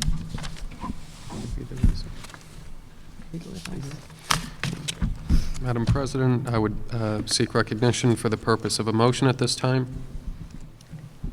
Yes, please. I would like to make a motion to enter into executive session for the purpose of receiving legal advice exempt from the open meetings law. Can I have a second? Second. Questions or comments? All in favor? Aye. I suspect this will probably be about 15 minutes. All right. Thank you, everybody. Sorry for the very long wait. I am going to move back to 1.08 board comments because we have our student ex officio, Max, that would like to address the board. So, Max, you've got the floor. All right. Sorry, I was locked out. Hi. I wanted to first thank you all for making time for me to speak tonight.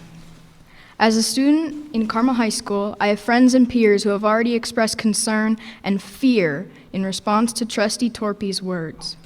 We have been taught since day one to be accepting and respectful as students in the Carmel School District. We do not have to love everyone, but love their right to express themselves as they choose to, practice religion however they choose to, so long as it doesn't endanger or harm anyone. Trustee Torpy, you represent the board. You represent our district and our community. Hate speech cannot be tolerated. It is your responsibility to the community, and most importantly, the students in our district, to remain unbiased, or at the very least, leave your biases at home and not share them publicly, endangering the very members of our community you are expected to protect. You knew in accepting the role of trustee of the Board of Education that you would be expected to help every child, prioritize every child, keep every child safe. I wish I could say we could criticize you now and leave it in the past, but in doing that, we would be making a mockery of the promises you made and the responsibilities you took on. Leaving such comments in the past or mislabeling them as free speech as opposed to the hate speech they are, consequently welcomes hate and discrimination of all kinds into our schools, whether you intended it or not. Urging for your resignation is not an opinion of people unaffected by you. It is a result of the fear you instilled in members of our community, most importantly, the students you are expected to protect. If you are not forcibly removed from our board, you will not be freed from the consequences of your actions. If you truly believe you care about the students, it should be in your best interest, Trustee Torpy, to resign. Thank you. Thank you, Max. Okay. Moving on. Sure.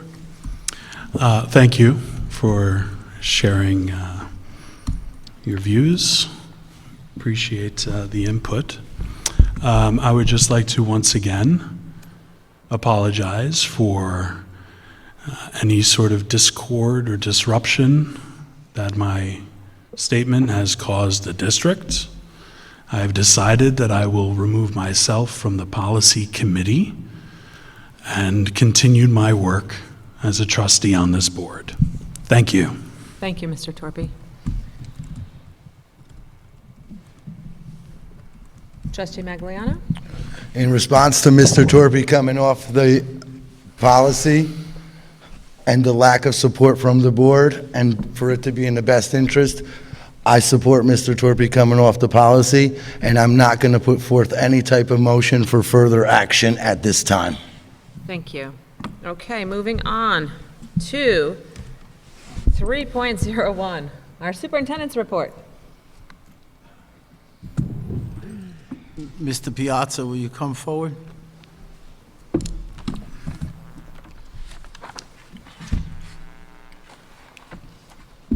And let me just...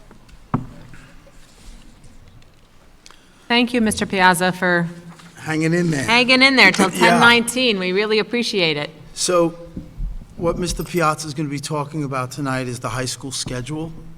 Scheduling is a big topic across our country and across the world. As educators, we have to evaluate how time structures impact learning, engagement, and student well-being. Educators are challenged by breaking the mold, tearing down barriers, and sometimes those look like traditional bell schedules. As the nature of school evolves, so too discussions about how best to organize the school day, with many institutions globally examining best practice to foster creativity, reduce stress, and to boost academic outcomes. With that, I would like to turn it over to our esteemed principal from the high school, who's going to talk about scheduling proposals there. Thank you. Thank you, Superintendent Blotkin, and thank you to the Board of Education for having me here tonight to discuss Carmel High School's master schedule exploration. Next slide. Okay, you can go to the next slide, Joanne. Thank you. So, as always, we've grounded our work in the fulfillment of the Carmel Central School District mission to educate the whole student through partnerships to become lifelong learners in an ever-changing world. We are focused on helping our students develop the skills and competencies outlined in the Carmel Central School District graduate profile of critical thinking, citizenship, creativity, communication, collaboration, and compassion. So why are we here considering different scheduling options? There are a number of reasons. We first are reflecting and evaluating our current practices. We are embracing the CCSD mission of preparing lifelong learners in an ever-changing world. We are prepared to provide opportunities in line with the New York State Blue Ribbon Commission recommendations, offering deeper learning experiences for our students and project-based learning. We are building in time for school-wide activities and opportunities to build connections for our students. And finally, we want to maximize student learning and promote academic success, increase engagement, and a sense of belonging, and support physical and mental well-being for all students. So a little bit of the background of our CHS exploration in terms of scheduling. We began this work during the 2018-19 school year with our Carmel High School Scheduling Committee. Over the past 7 years, the committee has researched master scheduling models used by other school districts and taken part in visits to other high schools in the area and evaluated our own practices. There's been 3 iterations of the scheduling committee over that time. The scheduling committee made a recommendation in February 2020 that a drop rotation schedule might be best for Carmel High School students. However, the next month we closed due to COVID, and that work was stopped for a time. The scheduling committee restarted, and we started that committee back up during the If I may interrupt for a second, we're getting reports that we are not currently being live streamed to people's homes, that the conversation that just happened was not live streamed. Okay. Can we make sure that that is active again before we proceed? Yeah. We're getting a thumbs up. I'm getting a thumbs up, so they're working on it. Please continue. No problem. So we were interrupted by COVID in our work, and 2 other iterations of the scheduling committee came through, and it was restarted in 23-24 school year when I came back as principal. And in May 2024, the members of our scheduling committee again determined that a drop rotation schedule would be the best model for Carmel High School and made that recommendation. Over the course of these years, we've engaged in discussions with other stakeholders impacted by the potential change to a drop rotation schedule, including food services, building and custodial, transportation, monitors, teaching staff, administration, students, and parents. In 24-25, we worked with Challenge Success from Stanford University to conduct a survey of our students, and we presented those survey results in a presentation called the Well-Balanced Student in March of last year. In June 2025, we held a meeting for students and parents in grades 7 through 10 to discuss our student survey results and the key components and benefits of a drop rotation schedule. This presentation was recorded and shared with parents who couldn't attend in person as well. In December 2025, I'm planning to hold another student and parent information session about the drop rotation schedule, along with presenting the proposed schedule to our 11th grade students in their English classes, and then we will move on to the students in our lower grades. And we are also looking to start a community lunch student committee, and I have a drop rotation student committee that we're going to add students to as well. I'd like to speak a little bit about the Challenge Success Survey that I mentioned previously. In November of 2024, we worked with Stanford University's Challenge Success program to survey our students. There were over 1,000 responses from our Carmel High School students of this optional survey that was focused on gathering their feedback about their high school experience in the following areas: their physical health and well-being, their academic engagement, feelings of support and belonging at school, homework and extracurriculars, grades and assessments, and parent expectations. This is what the dashboard looks like, and we can share that. We have a full dashboard of data that we can share with the board. I'm going to highlight some of the key components that came out of this survey. As of November 2024, 86% of our students reported having a stress-related symptom in the past month, whether that was anxiety, depression. But that's a very high number, and over 6% higher than students at other Challenge Success schools that have been surveyed. Our students shared with us what some of their biggest causes of stress were. 60% said grades, tests, and quizzes, finals, or other assessments. 52% said their future plans. 51% said overall workload and homework. 50% said lack of sleep. 36% said lack of time to play, relax, or be with friends. 32% reported having mental health issues and suffering through those. And 31% said that their stress was related to college, university, attendance, and admissions, and students had an opportunity to mark off multiple selections. Our students gave us data about their sleeping habits. Our students are reporting that they're getting about 6.3 hours of sleep a night, which is 2.7 hours less than an average adolescent needs and is recommended. And as you can imagine, if you have a first period class at Carmel High School, you have to be in your seat, prepared to learn at 7:09 a.m. each day. Our students also shared with us information about how they feel supported at school. 69% of our students reported that they had an adult at school that they felt comfortable to go meet with about a personal problem. And as you can see, this number in the data on the screen, this number increases from grade 9 through 12th grade, which is a positive. So as our students are in school at Carmel High School, they develop these relationships with trusted adults in the building. And it tops out at 75% of our students having a trusted adult. We can spin that in one of two ways. It's amazing that 3/4 of our students have an adult in the building that they're willing to share a personal problem with to try and support them. But there's also 1/4 of our students in the building who haven't developed that relationship yet, and that's an area of growth for us. Stanford gave us some feedback on student engagement. So Stanford University defines student engagement in 3 ways. Behavioral engagement, which is that students work hard and care about completing assignments and achieving good grades. Cognitive engagement, students value work and see the meaning and purpose of their learning. And effective engagement, students enjoy their work and find it interesting and fun. Challenge Success uses a number of different questions to gather this data from students, but some of those questions are, how often do you try as hard as you can in school? How often do you pay attention in your classes? How often do you find value in what you do in your classes? How often do you have fun in your classes, and how often do you enjoy your schoolwork? Based on those answers, you can go to the next slide.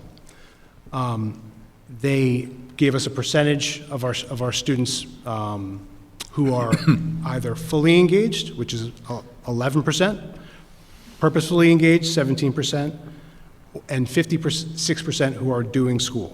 Okay, so students who are fully engaged are showing effective engagement. They enjoy school, they find fun and meaning in their work, and they're interested in their work each day. Those that are purposefully engaged are cognitively engaged in their classes, right, and they find it interesting, okay? And students that are doing school, which is a vast majority of our students, are students that show behavioral engagement. We have great kids. They work hard, they want to get good grades, they want to do well, they want to please their parents. But that's an area of growth for us. And then we had 11% who were disengaged and 5% who their answers left us in the other category. So our students gave us some suggestions for improvement. 54% of them would like to see no homework on weekends or over breaks. Understandable. 50% would like a reduced homework load overall. Excellent. 36% chose that they would change the schedule, i.e. a later start time or longer passing periods. 33% said opportunities for more hands-on active learning and real-world applications. 25% were looking for teachers to coordinate due dates so that they didn't conflict with tests and quizzes. And 14% wanted improved culture and community in the school.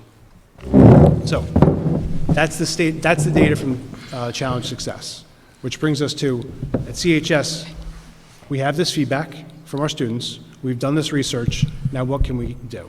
Okay, what can we control as a school administration?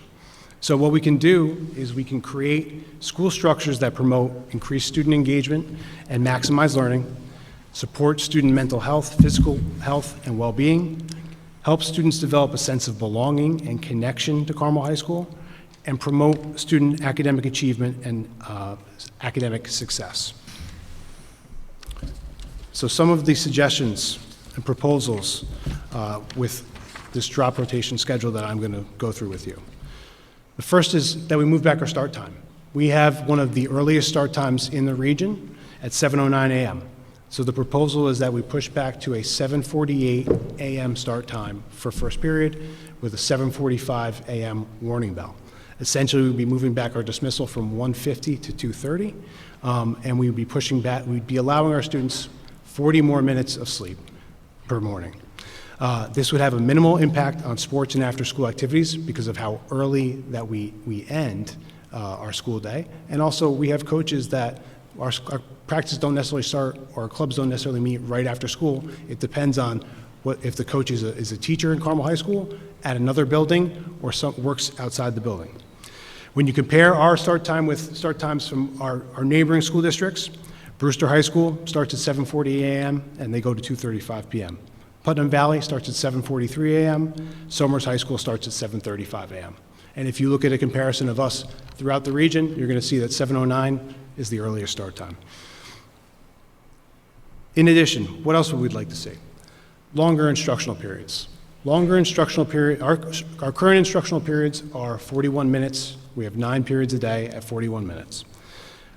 We're suggesting that a longer instructional period, a 56-minute instructional period, which I'll explain in a second, would provide opportunities to dive deeper into our curriculum, provide time for project-based learning activities in line with the New York State Graduations Measure Initiative, provide less transitions for students, less classes to prepare for on a daily basis, and less homework and assignments to complete each day. And it would give our students the ability to focus and fully engage in the learning in their classrooms. The way that I describe Carmel High School is you have 9 periods a day. Carmel High School is almost like an airport. Our students fly into class, they take 5 minutes to get settled in class, they pay attention for those 30 minutes of instruction, and that last 5 minutes, they're looking to make their connecting flight to their next class. If we don't provide our students a chance to fully engage, settle in, work with their teachers and work with their classmates, we're not doing the best service for them that we can. Another component of this schedule is a community lunch. During a community lunch, which is a shared downtime in the building, all students have a break from academics at the same time. This provides them with an opportunity to connect with friends. As many as you can imagine, one of the biggest concerns that we have from students when they're transitioning from George Fisher to Carmel High School is, when do my friends have lunch? I want to change my schedule so I can be with my friends. This gives them a chance to have an opportunity to connect with anyone in the building that they want. We would, in this community lunch, as other schools have done, we would open up the gymnasium and weight room and have those staffed and give a chance for our students to productively burn energy during the day and have fun. Additionally, I would like to have our clubs and activities run during community lunch, which would increase equity. For our students, if you are involved in multiple clubs and activities and sports after school, you have to pick and choose each day what you're going to go to. If we were able to run our clubs during the day, a student may have an opportunity to get involved in a club that they wouldn't already have. And in addition, if a student wants to stay after school for a club, right now, unless they have a ride home, if they choose to stay with a club from 2 to 2:30, they then have to wait for the 3:09 late bus that could get them home at 4 or later. So by doing this during the day and offering this opportunity, not saying that we would always run every club during the day, this provides them an opportunity to get involved during the school day. We would transform the spaces for our students to enjoy, such as the gym lobby, triangle, courtyard, and library, foyer, the area outside there. We would maintain uptown privileges for our 11th to 12th graders, and we would use community lunch to do school-wide events. We have visited a number of schools over the years that do amazing things during community lunch. Suffern High School runs a handball tournament each year that's a very popular thing. Schools do pep rallies for different sporting events, academic pep rallies, and we would want to have an opportunity to have our school come together as a community at one time for any important event that we had to that we wanted to celebrate. Another component of this would be a flex period. Because of the way the drop rotation schedule works, which I will show you on the next page, each student would have a flex period built into their 8-day cycle. And a flex period could be used for a number of different things. It could be for music lessons. It could be for academic support. It could be that they attend a study hall on that 8th day. And some schools are doing things called mini electives, which are areas of interest for students, courses that meet over an 8-day period or during a shorter time period, not a full half year or a full school year, but are areas of interest that can engage students in learning and keep them engaged and interested in school. And one other piece of this, which I would like to see, which connects to the building relationships with our teachers, is using an advisory or a similar opportunity for every student to be able to develop a relationship with a trusted adult in that building. This would be a targeted way that we can move that 75% to 100%. So, this is a drop rotation schedule. It's very color-coded right now and very small, so I'm going to show it to you on a different slide in a second. But basically what a drop rotation schedule is that we would have an 8-day cycle, and classes would meet 6 out of 8 days. There would be a morning rotation and an afternoon rotation of classes. So on this page and on the next page that I'll show you, you can see that there are 3 classes that meet in the morning, there's a break for lunch, and then there's 3 classes that meet in the afternoon every day. Students would be able to be scheduled for up to 8 academic classes, and one of the nice things is that students don't always start and end their day with the same class. So some of the key components of the drop rotation schedule. 56-minute instructional periods, okay, which is 56-minute instructional periods instead of 41. A 42-minute community lunch. We would move from a 6-day cycle to an 8-day cycle. 6 instructional periods would meet per day, and classes would meet 6 out of 8 cycles. This is a little bit of a bigger picture, but it kind of shows you how the rotation works. Okay, so on day A, if I'm a student, I have period 1, period 2, and my period 3 class. My period 4 class doesn't meet on that day. It drops to the next day. Then I have lunch. Then my period 6, period 7, and period 8 class meet. My period 9 class does not meet that day. It drops to day B. On day B, I start with my period 4 class, then move to period 1 and period 2. My period 3 class has dropped out that day. Community lunch, period 9 starts my second half of the day. Then period 6, period 7, and my period 8 day drops.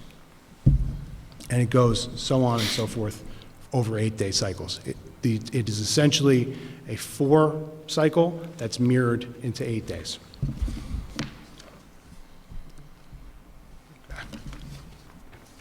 So, how does this benefit our students in terms of instructional minutes?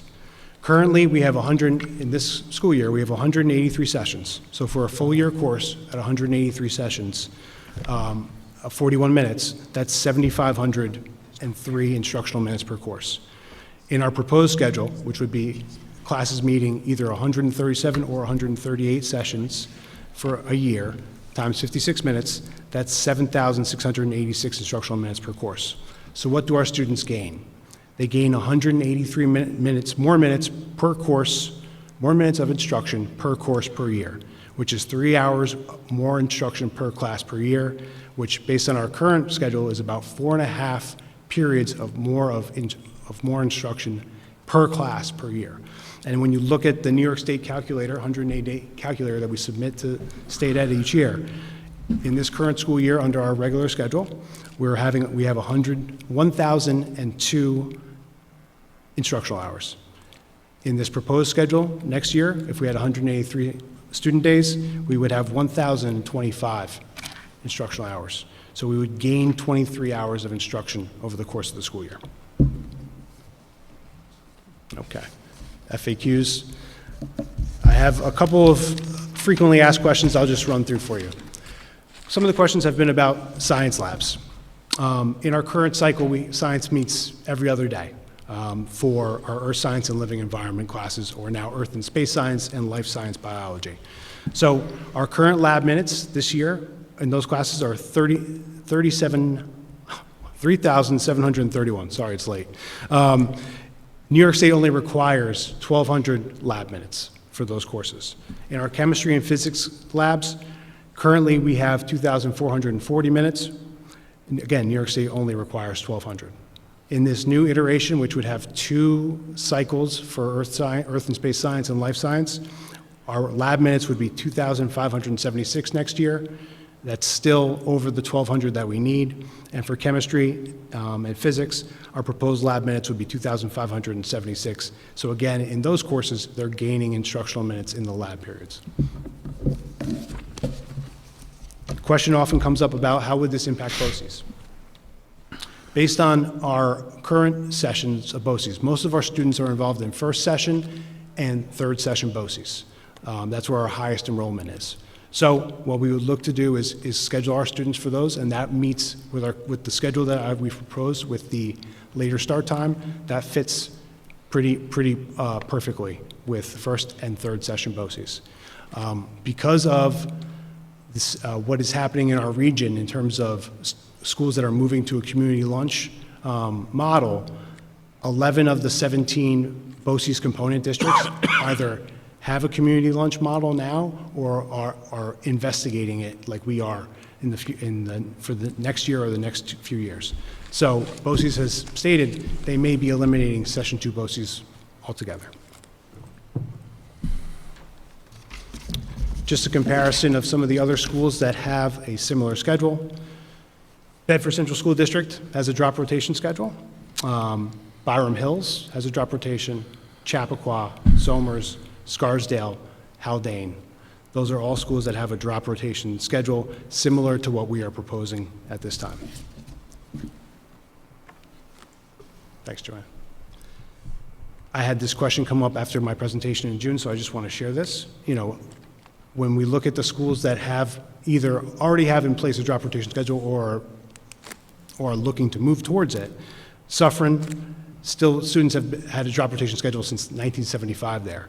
They're a 93% graduation rate. Somers, 97%. Rye has a drop rotation schedule. They're at 98%. Putnam Valley, that's graduation rate from 23-24. Putnam Valley has a modified block schedule, 95%. Haldane's at 96, Byram Hill's 98, Bedford 91. And that's the type of school we are in terms of graduation rate. We were at 92% this past year, and we strive to continue to move higher each year. Okay. So, next steps.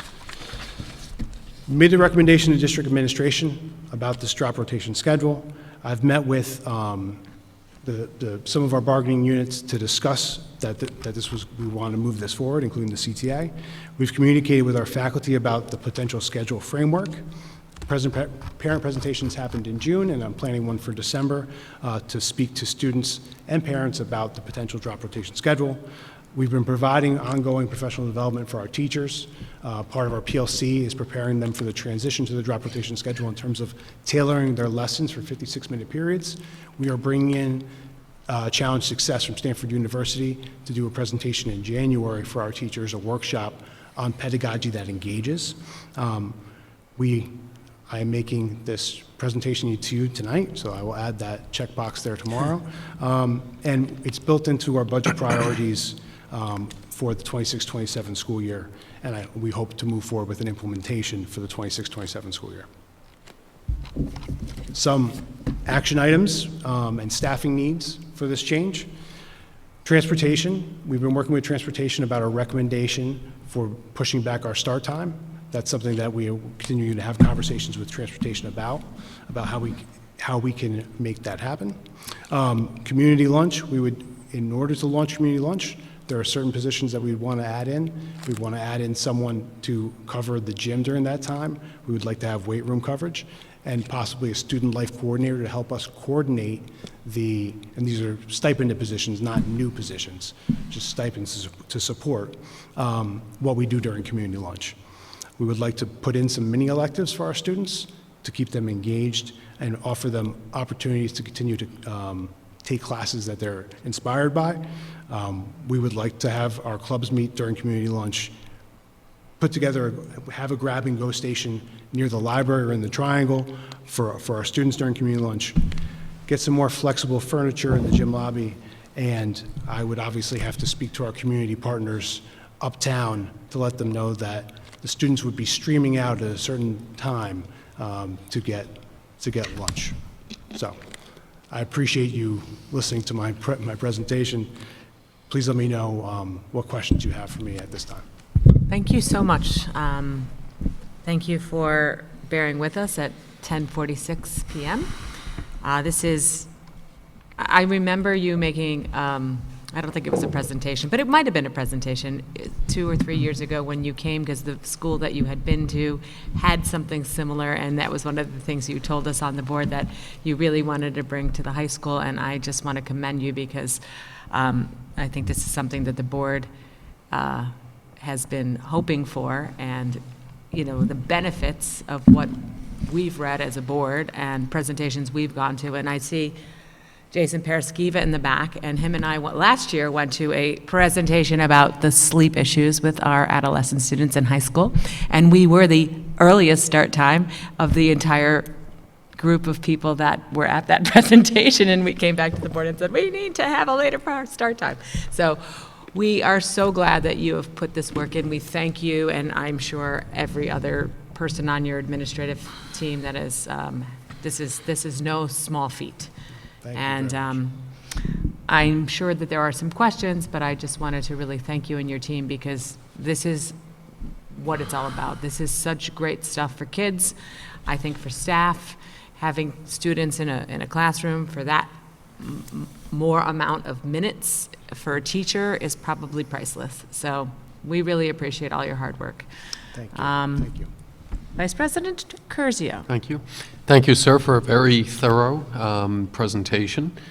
One question I had, I know you spoke a little earlier about minutes with the science labs. I know Carmel High School offers a lot of college and AP courses. Is any of that divided by minutes? Do minutes factor into those classes? Would that be affected at all by this schedule?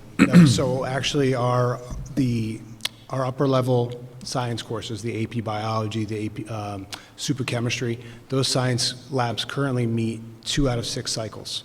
Our AP Physics, 2 out of 6 cycles. So we will actually be increasing instructional minutes in those particular courses. In the courses, the living environment and earth and space science, that's where we would be reducing the number of lab minutes, but overall we'll be increasing the instructional minutes across the board for everyone in the school. Thank you. Yeah, thank you. Trustee Wise? Yeah, so first off, I want to thank you for bringing this to us. Thank you for the work you've done tirelessly. I remember this being presented a year and a half ago to the, at that time, curriculum subcommittee, and really appreciate this. Echoing President Orso's sentiment, the research on sleep for adolescents is overwhelmingly against the type of start time we have now. It makes a huge difference in students' lives. Having more minutes in a row is just as important as the fact that there are more minutes overall. Because as you said, by the time students are in and acclimated and the material begins, right now teachers have to break their material up into basically 25-minute lectures, and they would have much more time to work.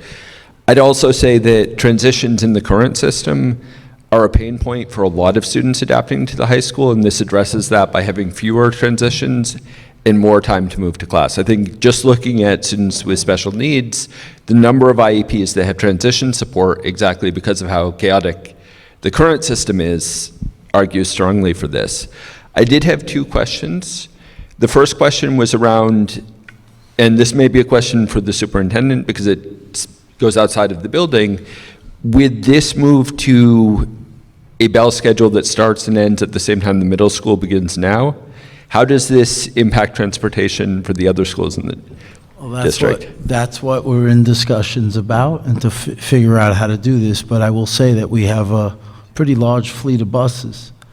So we want to consider all the possibilities, put all the options on the table about how we arrange transportation in the morning, and go forward with that. I think, Trustee Wise, just because I think we discussed this in one of our committees too, what was explained, I think it was in our facilities committee last year, is that the high school and middle school bus drivers are separate anyway. They don't have the same run, so it wouldn't affect those runs. I guess you could theoretically have a high school driver that may also be potentially an elementary run driver, but not a high school and middle school. Right, run, and so that it wouldn't raises the affect question whether they'd still be able to, since they finish much closer to the start of the elementary run. But I have great faith that we'll work this out. Just wanted to sort of plant that that's something we'd like to come back to, perhaps in committee, perhaps here. The other question, I got a question from the community. How does this impact security in the building? Given that we have the same number of SROs, but a much larger number of students potentially entering and exiting the building during community lunch, how do we plan for that? And what does a lockdown look like during a period where everyone's at lunch? Yeah, excellent question, thank you. So we currently operate with 2 entrances and exits during the school day. We allow students during lunchtime to exit outside the cafeteria door. However, we don't allow them to re-enter there, and we have a person on duty there. We would maintain our monitors on duties throughout the building. We would continue to have 2 entrances, the circle entrance and the library entrance, for our students to come in, and just like they do now, to show their ID to come back into the building. In terms of a lockdown situation, we now, with our safety and security bomb, which is actually being put into our building right now and will be live in January, our teachers are going to each have a key card that is going to be able to unlock any building, any door in the building, which is currently not what they have.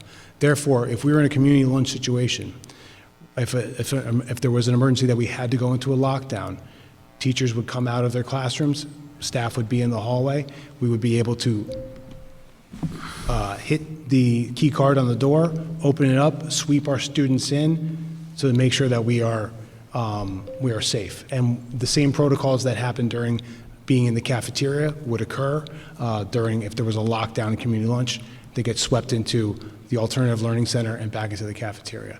So, but we will have, as we do now with our 4 lockdown drills a year, we will have to practice during community lunch to make sure that it is operating correctly. Thank you. Anybody else? Well, thank you so much, Mr. Piazza. We really appreciate your time.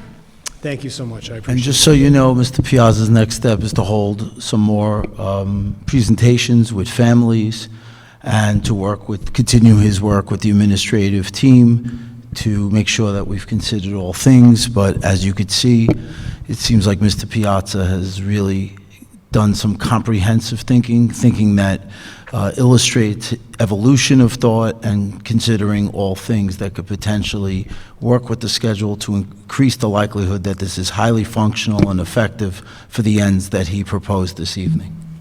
Absolutely. Thank you. Thank you. Thank you. Thank you very Okay. much. Thank you.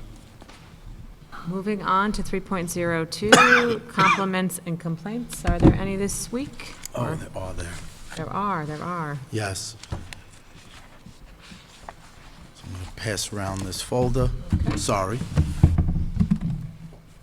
So our compliments and complaints this week, we got a compliment of a district level leader, an inquiry involving the Washington DC trip, a request to put a link for info associated with state ed reporting on our website, compliments related to a building level leader, and compliments regarding a situation that occurred, or complaints of a situation that occurred on November 4th. And I'll pass around the folder, and what you could see is not only the compliment or complaint, but the response to, and there's a considerable amount of them today. So I will Thank pass you. it this way and then be happy to facilitate the passage that way. Great. Yes, I don't forget you. Thank you. Thanks. Moving on to 4.0 for our Board of Education committee reports. 4.01 is the audit facilities and operations. We do have minutes attached. Is there anybody that has anything, or the minutes are good? They are good, and they will be posted on the website for any interested parties. Thank you. 4.0. Oh, I would just add, reiterating what we said earlier in the meeting, the audit report we gave today was given in much greater detail there. It is available to view on the district's website. thank you. 4.02, the policy committee. The policy committee minutes are also posted here and will be on the website for any interested parties. 4.03, I don't know if there are any liaison reports. Yeah, there is one. Okay. So Nick and I met with the parents' organizations, the PTOs. We met with representatives from KPS, KES, MPES, George Fisher Middle School, and SEPTO. And there were a number of questions raised there. Some of those I will pass on during old business because they're related to sort of larger questions we've discussed around field trips. And there was also an expression of happiness that this is a meeting that's regularly scheduled this year, because I know it's been somewhat difficult to schedule in the past. Thank you. Okay, all right. We are moving on to 6.01, the approval of the consent agenda. Be it resolved that the Board of Education approves the consent agenda as presented or amended as recommended by the superintendent of schools. Can I get a motion? So moved. Can I get a second? Second. Any comments or questions? We do have a donation from Orion Worldwide. They are donating 1,500 Dyson Zone headsets. Wow, it's a wonderful donation. Thank you very much, Orion Worldwide. Anything else for anybody? Questions or comments? Okay. All in favor? Aye. Aye. Abstentions, oppositions, motion passed. We are moving right on to 7.01, approval Be it resolved that the Board of Education hereby approves, upon the recommendation of the superintendent of schools, the stipulation agreement, SA2, between the district and employee 5520 dated November 13, 2025. Be it further resolved that the Board of Education hereby rescinds, upon the recommendation of the superintendent of schools, the stipulation of agreement SA1 approved on September 16, 2025 between the district and employee 5520. Can I get a motion? So moved. Can I get a second? Second. Questions or comments? So my understanding, this has to do with an employee transitioning to a new role, and in the new role, the previous stipulated agreement doesn't necessarily apply to the new role in the same way, so we're addressing it. Thank you. Okay, all in favor? Aye. Abstentions, oppositions, motion passed. Thank you. 7.02, be it resolved that the Board of Education approves the instructional and non-instructional personnel requests as recommended by the superintendent of schools. Can I get a motion? So moved. Second. Thank you. Questions or comments? Yes, there is 2 retirements with appreciation contained within the agenda. They are both teaching assistants. Francis Russo at George Fisher Middle School and Kim Gregus at Carmel High School. They are both retiring effective June 30th, 2026. On behalf of the Board of Education, we appreciate your years of service to our school district and grateful for all that you have done to make our school district run and for the benefit of our students on a daily basis. And we wish you all the best in the many, many years ahead. And we look forward to seeing you again soon. I'm going to just elaborate a little bit that Francis Russo has worked as a teaching assistant at George Fisher Middle School for close to 22 years and has served as the yearbook co-advisor for 13 of those 22 years. So thank you so much. And Kim Gregs has worked for over 30 years, mostly as a teaching assistant at the high school, and she's contributed to many programs there. So both of them long and distinguished careers in our school district, so thank you. Anybody else, questions or comments? Okay, all in favor? Aye. Abstentions, oppositions? Not a question about this, but stepping back one item, was just asked by a member of the public, they can't see the stipulation agreement on the website. I don't know if that's private personnel file, in which case they would not, or if that's something that would be published. Tomorrow. It'll be up tomorrow. Perfect answer. Thank you. Thank you. Okay, so 7.03. Be it resolved that the Board of Education approves the following club fundraisers, requests, and recommendations by the superintendent of schools. Can I get a motion? So moved. Can I get a second? Second. Okay. I do have one. Yes, a question about the ice ball that one of the members of our community did bring up, that there possibly could be a vendor that possibly also might work for the school district, and I think that is a legitimate concern, and I think I would like to make a motion just to remove that one fundraiser till we get more information. So I would like to amend this. Hold on, I need to go back to where I was. I'd like to amend this to be it resolved that the Board of Education approves the following club fundraiser requests with the exception of the 8th grade graduation dance as recommended by the superintendent of schools. I thought you said it was the ice ball. Oh, sorry. Ice ball. That's it. Oh, ice ball. Oh, they think they both have it. Hold on. 1 second. One of these I think is close enough that vendors have already been selected. think The other they- may not. I think they, It's, it's the one I just said. is the ice one ball is January 16th. Do they both have the same vendors? They both have the same vendors. So I'm going to ask to make a motion to remove both of them. I'm sorry. Oh. Ice ball? And the 8th grade. And so be it resolved that the Board of Education approves the following club fundraiser request with the exception of the ice ball dance and the 8th grade graduation dance, pending further investigation, but I don't think we're not at a rush. They can both be on the next board meeting. It's not going to affect anything. As recommended by the superintendent of schools, can I get a motion? You made the Oh, I motion. made the motion. Second. Thank you. All in favor of the amendment? Aye. Aye. Aye. Abstentions, oppositions? Okay.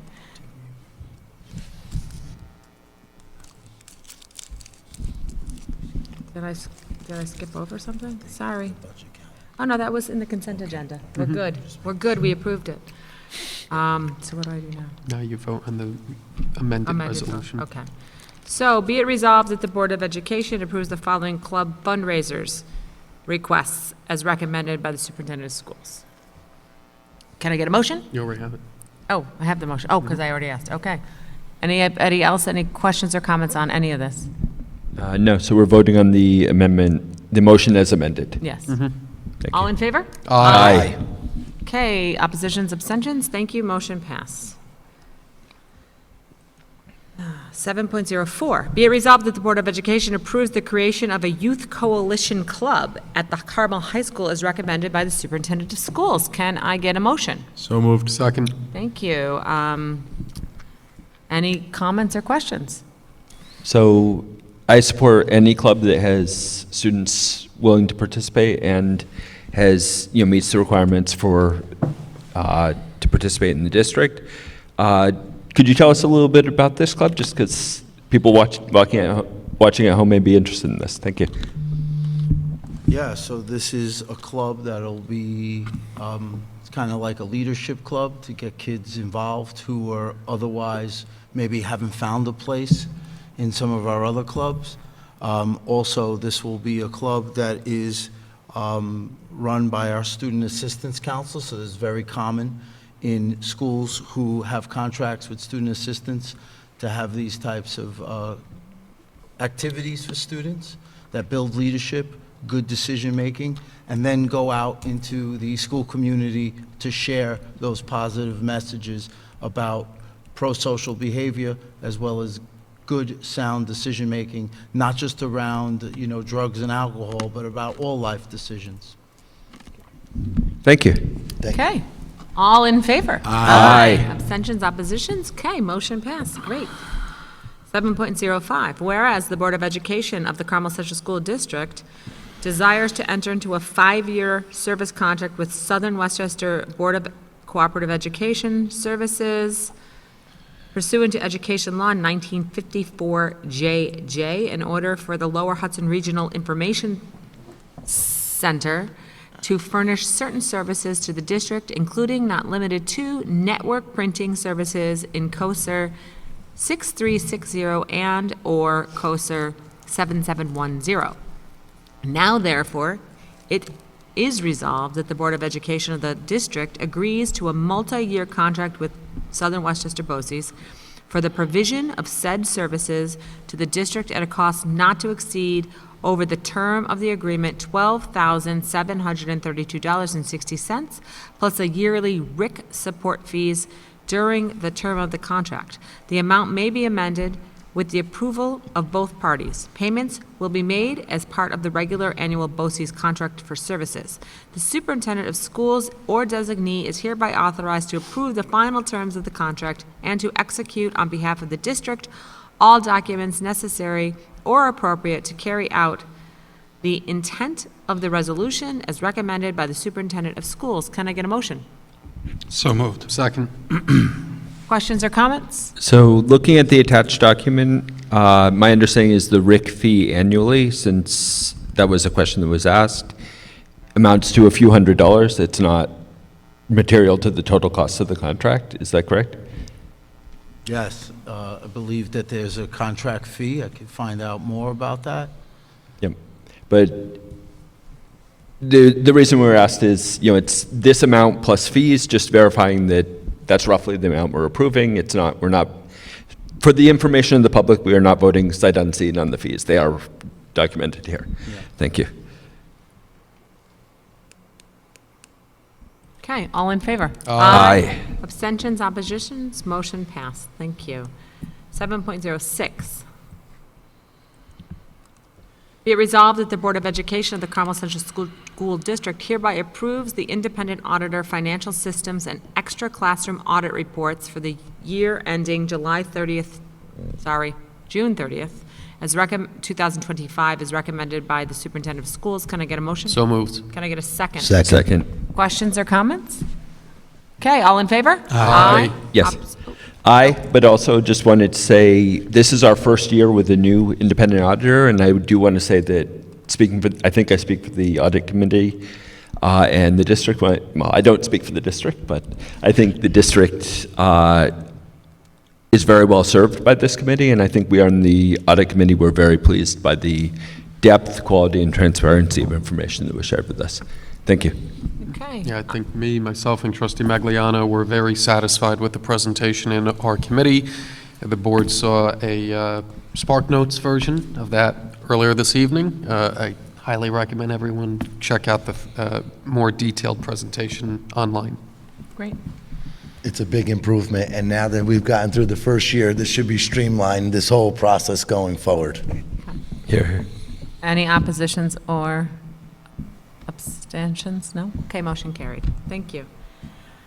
7.07, whereas the Board of Education, the Carmel Central School District, solicits bids for the financing of a multi-year equipment lease of 5 66-passenger school buses and 1 48-passenger school bus with wheelchair accommodations, previously authorized by the qualified voters of the district on May 20th, 2025, and where J.P. Morgan Chase Bank was determined to submit the lowest responsible bid for financing the equipment, and whereas the board has approved the bid award for the financing of equipment lease to J.P. Morgan, and whereas it is anticipated that the delivery of the school buses subject to the equipment lease will occur no later than November 30th, 2025, and whereas in order to obtain delivery, a closing of the equipment lease must occur on or before November 29th, 2025, and whereas J.P. Morgan has presented the district with a form of documents that will require to close for the equipment lease, including but not limited to a master lease purchase agreement. Be it resolved that the Board of Education of the Carmel Central School District hereby approves and adopts the school bus lease documents in the form presented and further authorizes the President, Assistant Superintendent of Business Operations and Human Resources, or their designee to execute any of the documents in connection with the closing of the financing of the equipment lease. Can I get a motion? So moved. Can I get a second? Second. Questions or comments? So my understanding, there are two resolutions back to back here. My understanding is this one has to do with our agreement with the bank that's managing the financing as distinct from the actual overall cost of the lease. Thank you.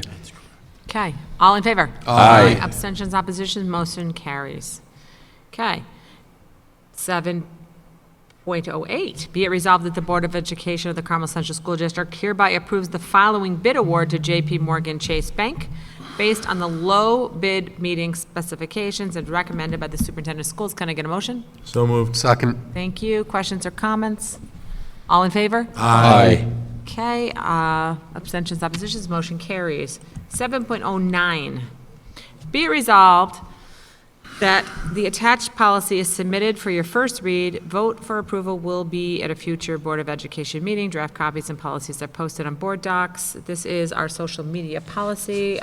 This evening, we were given some information that I'm going to look for right now because there is a Madam President? Yep. I'd like to make a motion.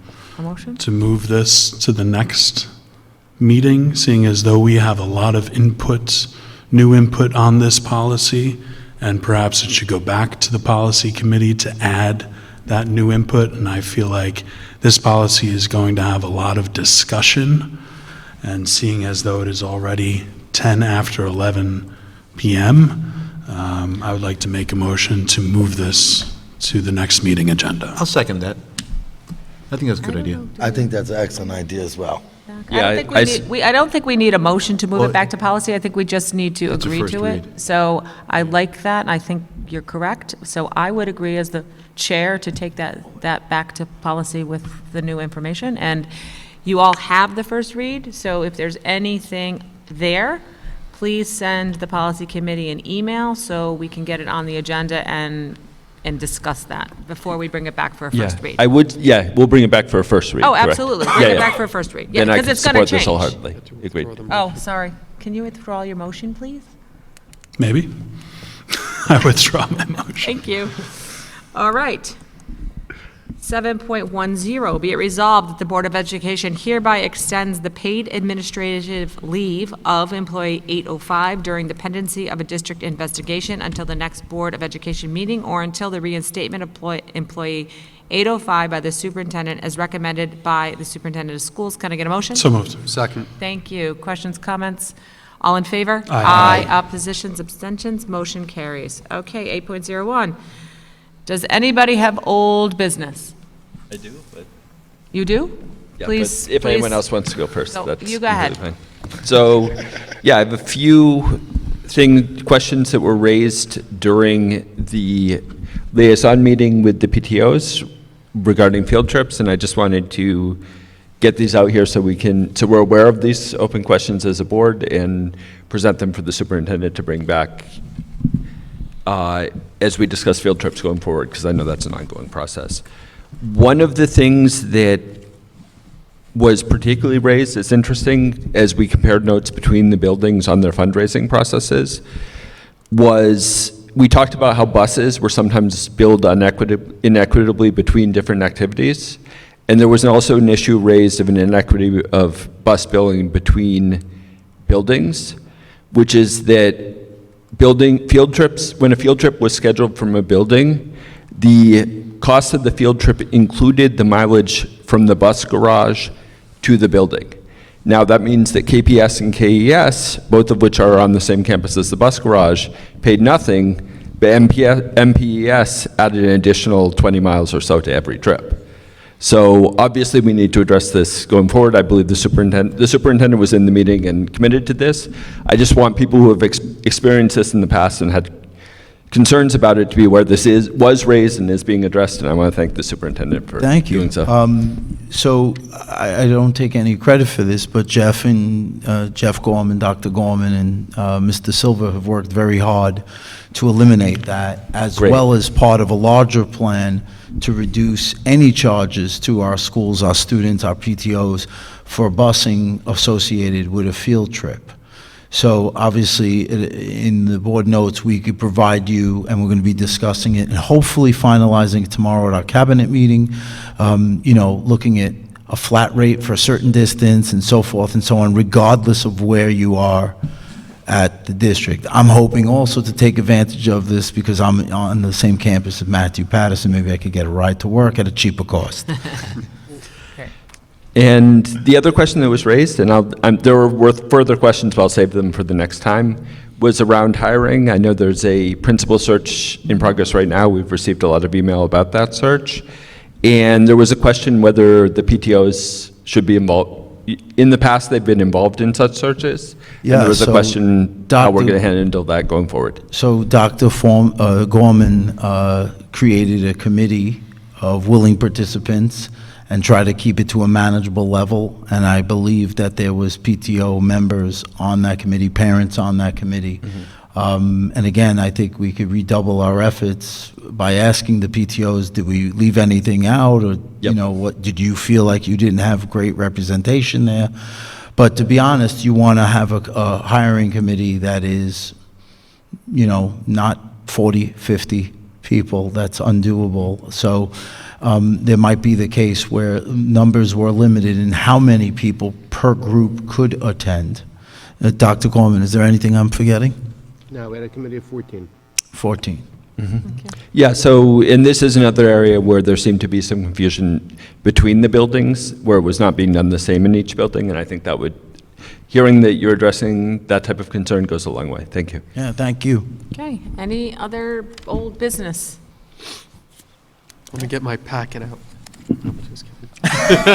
Wow, okay. Moving on to 9.01. The board will hear public comment at this time. I still see quite a bit of... Actually, we created a new item of old business tonight. We actually need to appoint a new member of the policy committee. I don't know if we need to do Put it off to the next meeting. Do you Or is guys it want to discussion do item? that tonight, or I can put it on for a discussion item at our next board meeting? Okay, I don't know if we have a policy committee meeting in between. Not until the 15th. Okay, great, that addresses it, thank you. All right, is there anybody that is still awake that would like to address the board? Yep, please just come up to the podium and state your name and town. Evening, Hans Bernier from Carmel. Y'all got me out of bed tonight for this one. It's a disgrace, honestly. What are we going to say to our students? We had young people here, talked about having kids having to get up early for school. We had a young person here sharing their perspective on how they think this should be conducted. We didn't listen to them. What are we going to tell our young people when something happens to a Muslim student at Carmel High School, right? Aren't y'all tired of this? Every quarter, we have to talk about hate speech in Carmel. My son's on a traveling AAU team. He tells them they're from Carmel. Oh, that's the racist district. This is the legacy. This is what's happening. And when it's the kids, obviously it's not okay, right? When it's the kids, it's something that we can talk about and discuss and have a conversation about. Now, when it's the adults, it's the people on the board spitting hate, and we're having a discussion about this? This is outrageous. This man should step down. It makes no sense that he's able to continue to hold his role. He invoked the name of the town along with his position on the board to spit this nonsense. And he gets to stand there and continue to hold that role? I don't understand it. It's not good enough to step down from a committee. He needs to step down entirely. Thank you. Anybody else would like to address the board this evening? Well, 1 second. We got two going. I spoke earlier.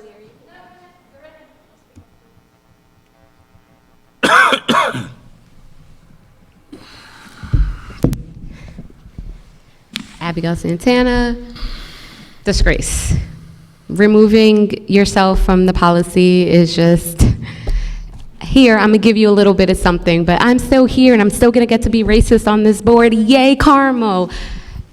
Nick, I applaud what you did. We don't see eye to eye a lot. We've had discussions, but I respect the views you have. We've had respectful conversations, and I can say that. I respect you, and I think you respect me. And I respect what you did earlier tonight, but you didn't hold the line.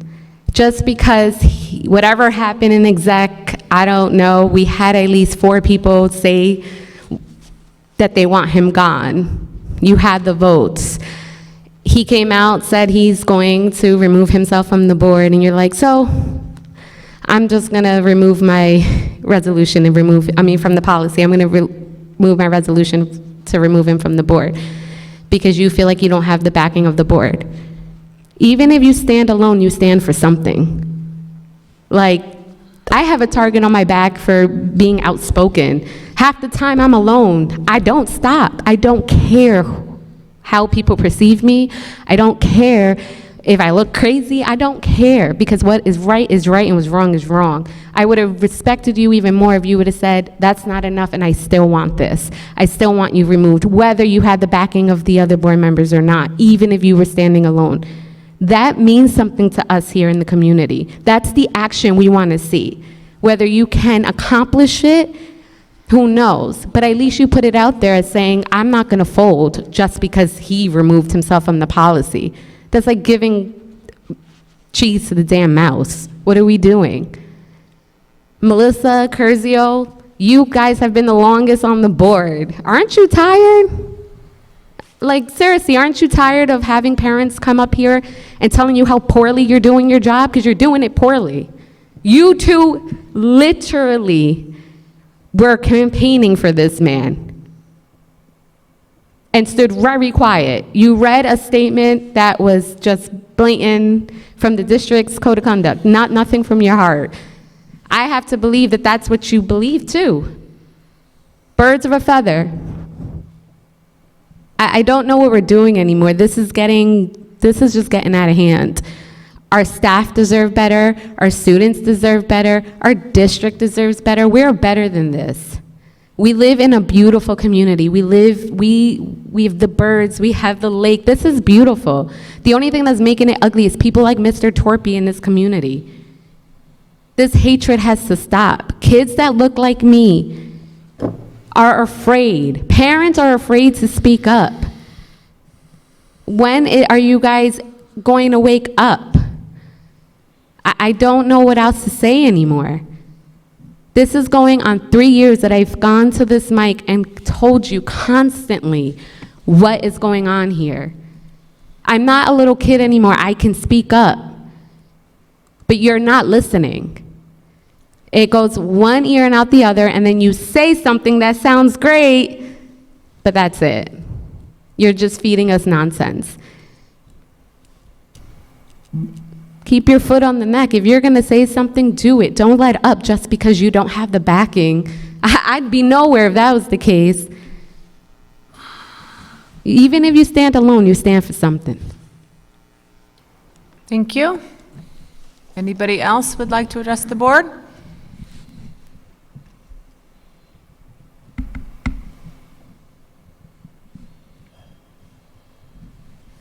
Hi, Carmel Atria.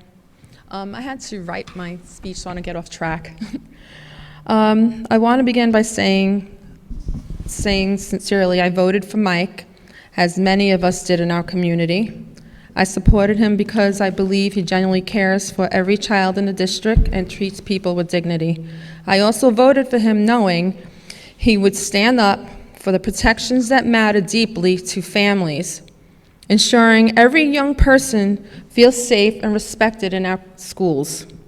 As a parent himself, I can see in the way he approaches challenges and offers apologies that he is sincere and truly cares about the impact of his actions. Over the years, however, I experienced behavior from Jim that has never been addressed. He waved a sign at me during a board meeting. He singled me out publicly more than once. He posted things to mock Christians, and there was never an apology or accountability.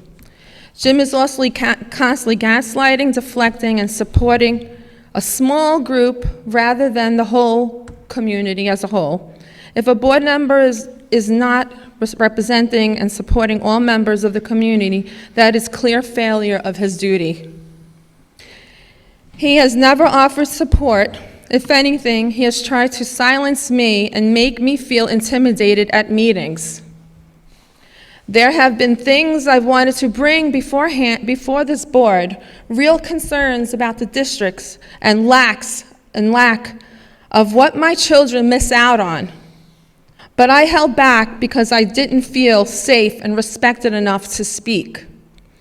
Continuing on, James has repeatedly chanted, I don't even want to say it, that from the river to the sea at the meetings and on social media. He runs an Instagram account where he targets community members and taxpayers. He has also called America a terrorist state, labeling Jews and American baby killers, and made comments showing prejudice towards Europeans. And still, nothing was done. Meanwhile, at the cultural events, Mike spoke kindly and respectfully with the Muslim families. That's what leadership rooted in humility and love looks like. The majority of my friends and many people in this community simply want peace.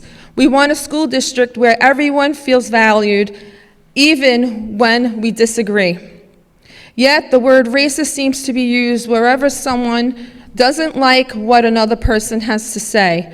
When that happens, it loses its meaning and its seriousness. Scripture teaches us not to cast stones when we ourselves are not without fault. Some of the loudest voices would do well to reflect on that. All I'm asking is for fairness. If we say we believe in justice, respect, and integrity, then those values must apply to everyone, not just when they benefit certain people. In addition, I would like to thank Nick for his compassion in agreeing to pull back on pushing the removal of Mike. I just want to say thank you. And thank everyone for listening to me. Thank you. Anybody else would like to address the board?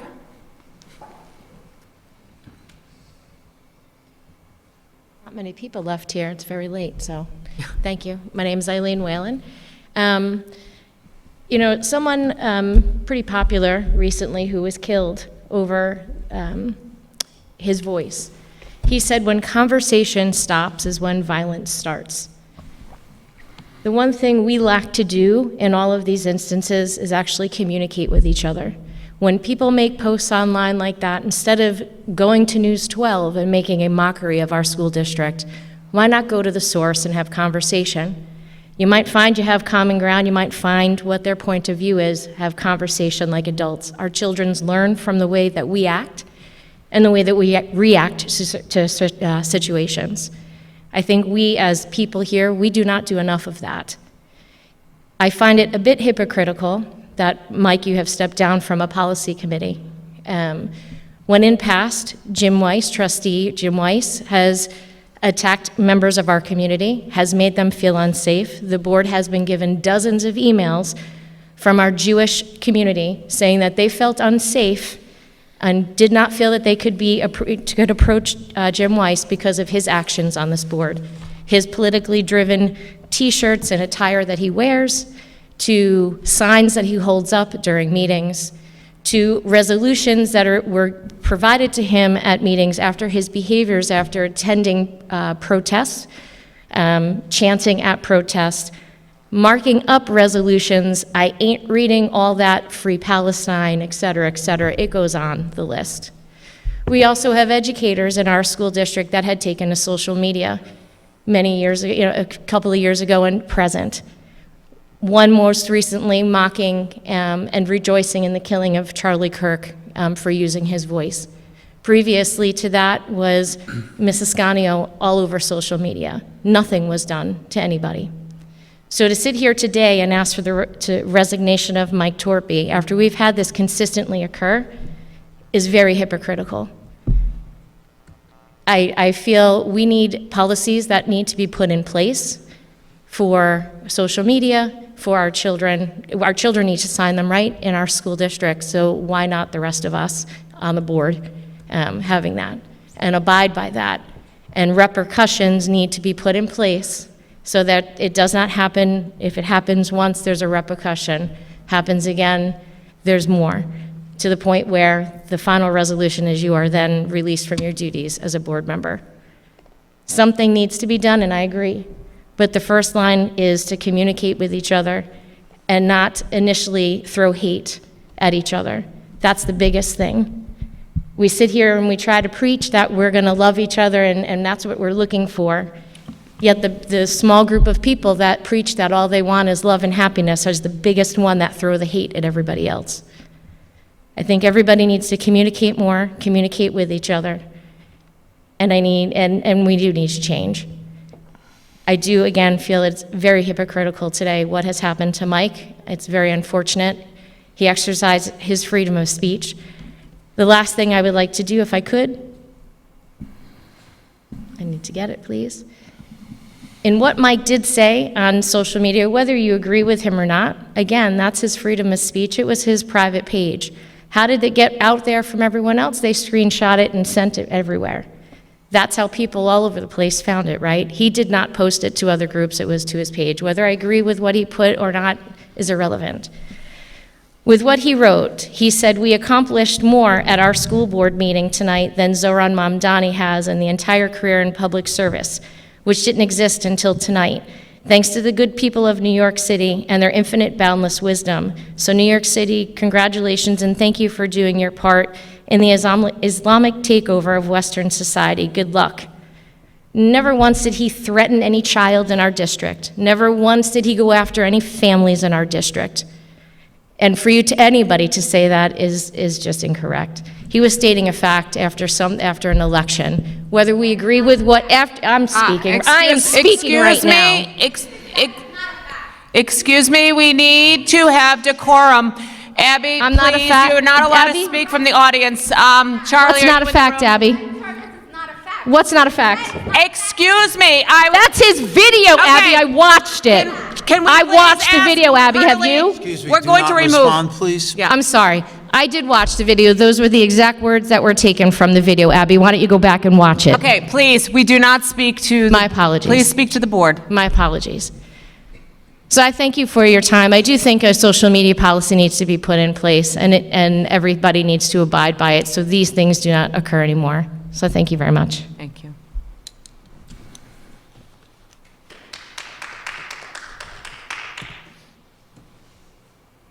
Yep, please.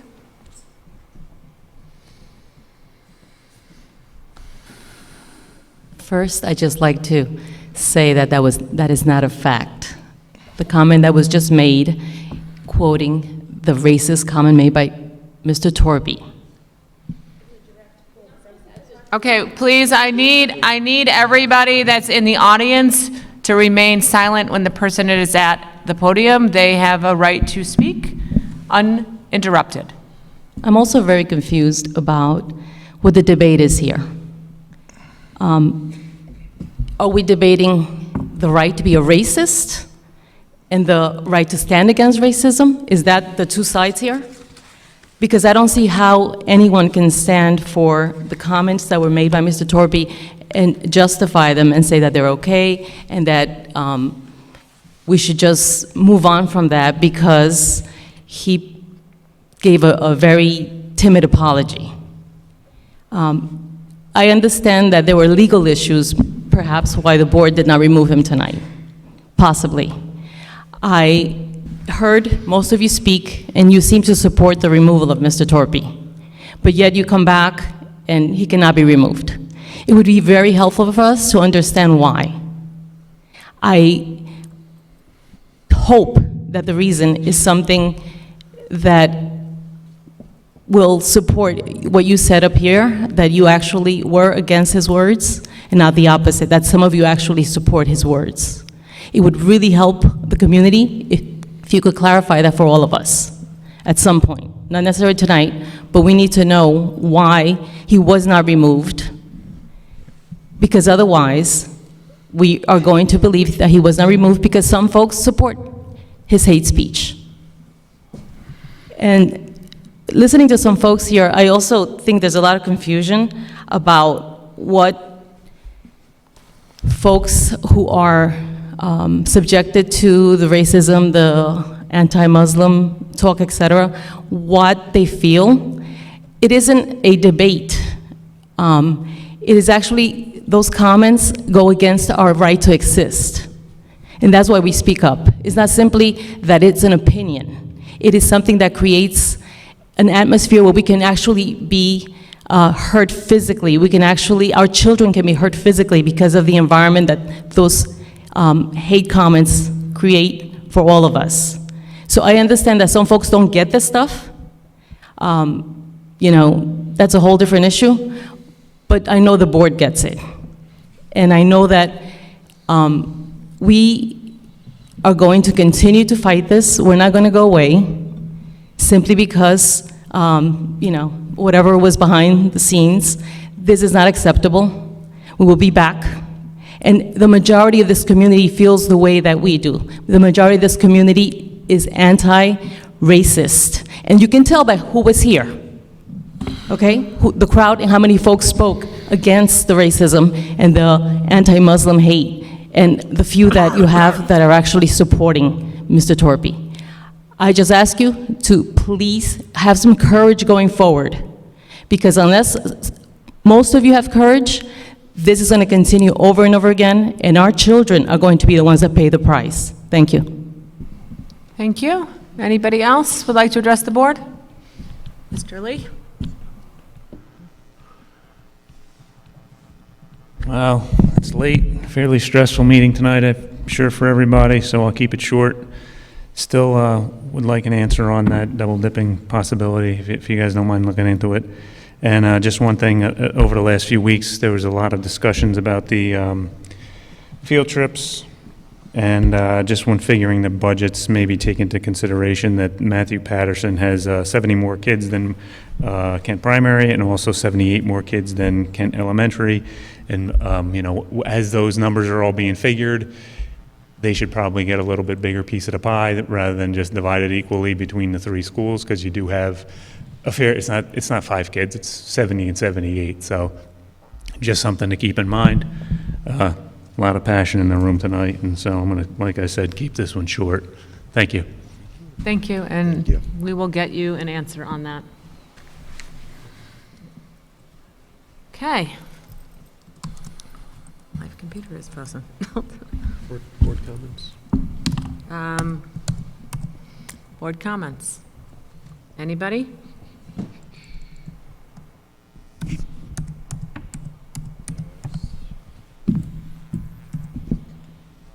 Okay, nothing. Nope. Well, I do. I just wanted to give anyone else Okay. a chance. Trustee Wise. So I will try to keep this short. I am aware that it is late. I do want to speak quickly to thank everyone who came out to speak today, regardless of your opinion. That's why we're here. I do think it's important to notice, both in the email that has come to the board and the people who come tonight, there has been overwhelming condemnation of the remarks which Mr. Torpy made.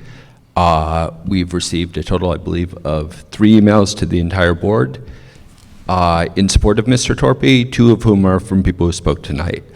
That's fine. We have differences of opinion in our community. I do actually want to take a moment to agree with something Eileen said.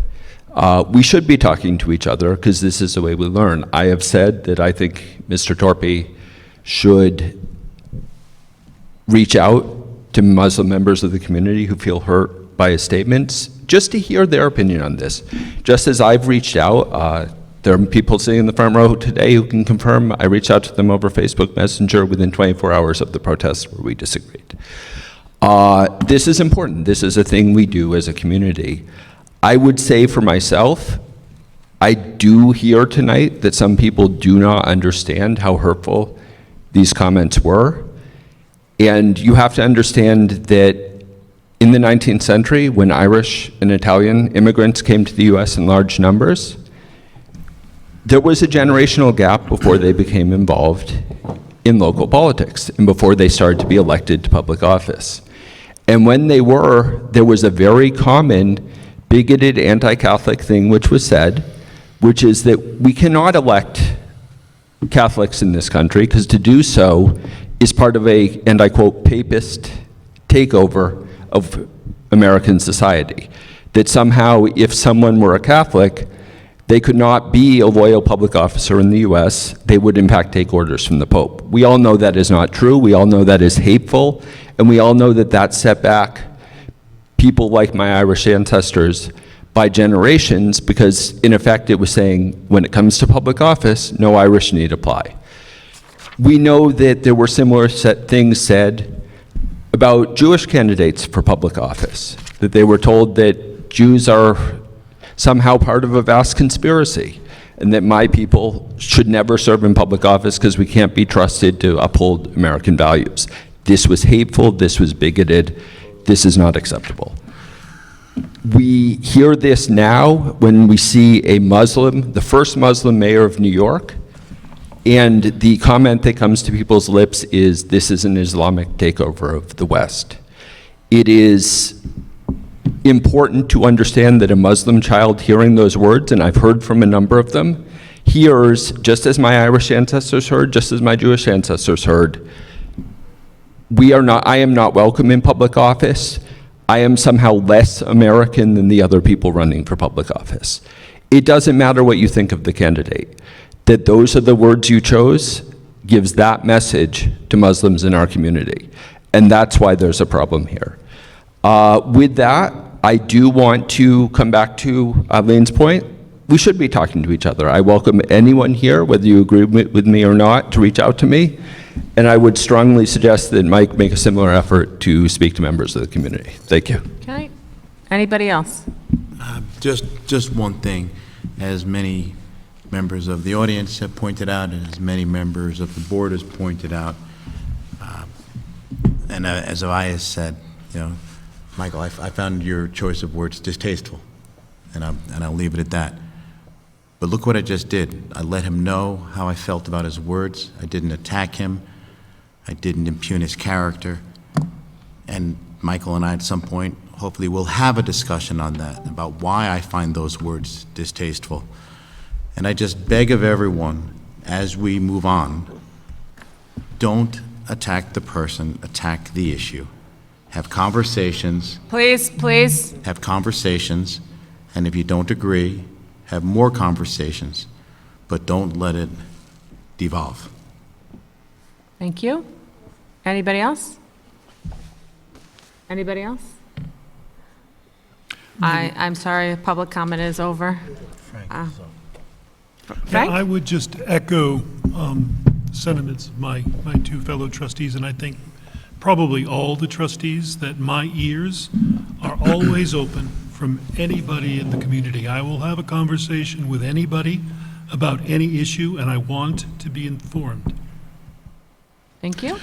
I would just like to say that public comment during a board meeting is not a litmus test for the overall public sentiment. There has been a lot of expression of support for me on social media everywhere this story has been posted, and my right to express my views. So the perception that was given tonight that somehow the entire community is calling for my resignation is absolutely false. Thank you. Anybody else? Okay. 11.01, proposed recess into executive session. May the Board of Education recess into executive session for the purpose of receiving legal guidance exempt from open meetings law. Can I get a motion? So moved. Second, please. Second. Thank you. All in favor? Well, discussion, Oh, just really quickly, before we vote, is there any business we'll be bringing back out? We will not be coming back out. Thank you, then I can vote with Yep. that information. All in favor? Aye.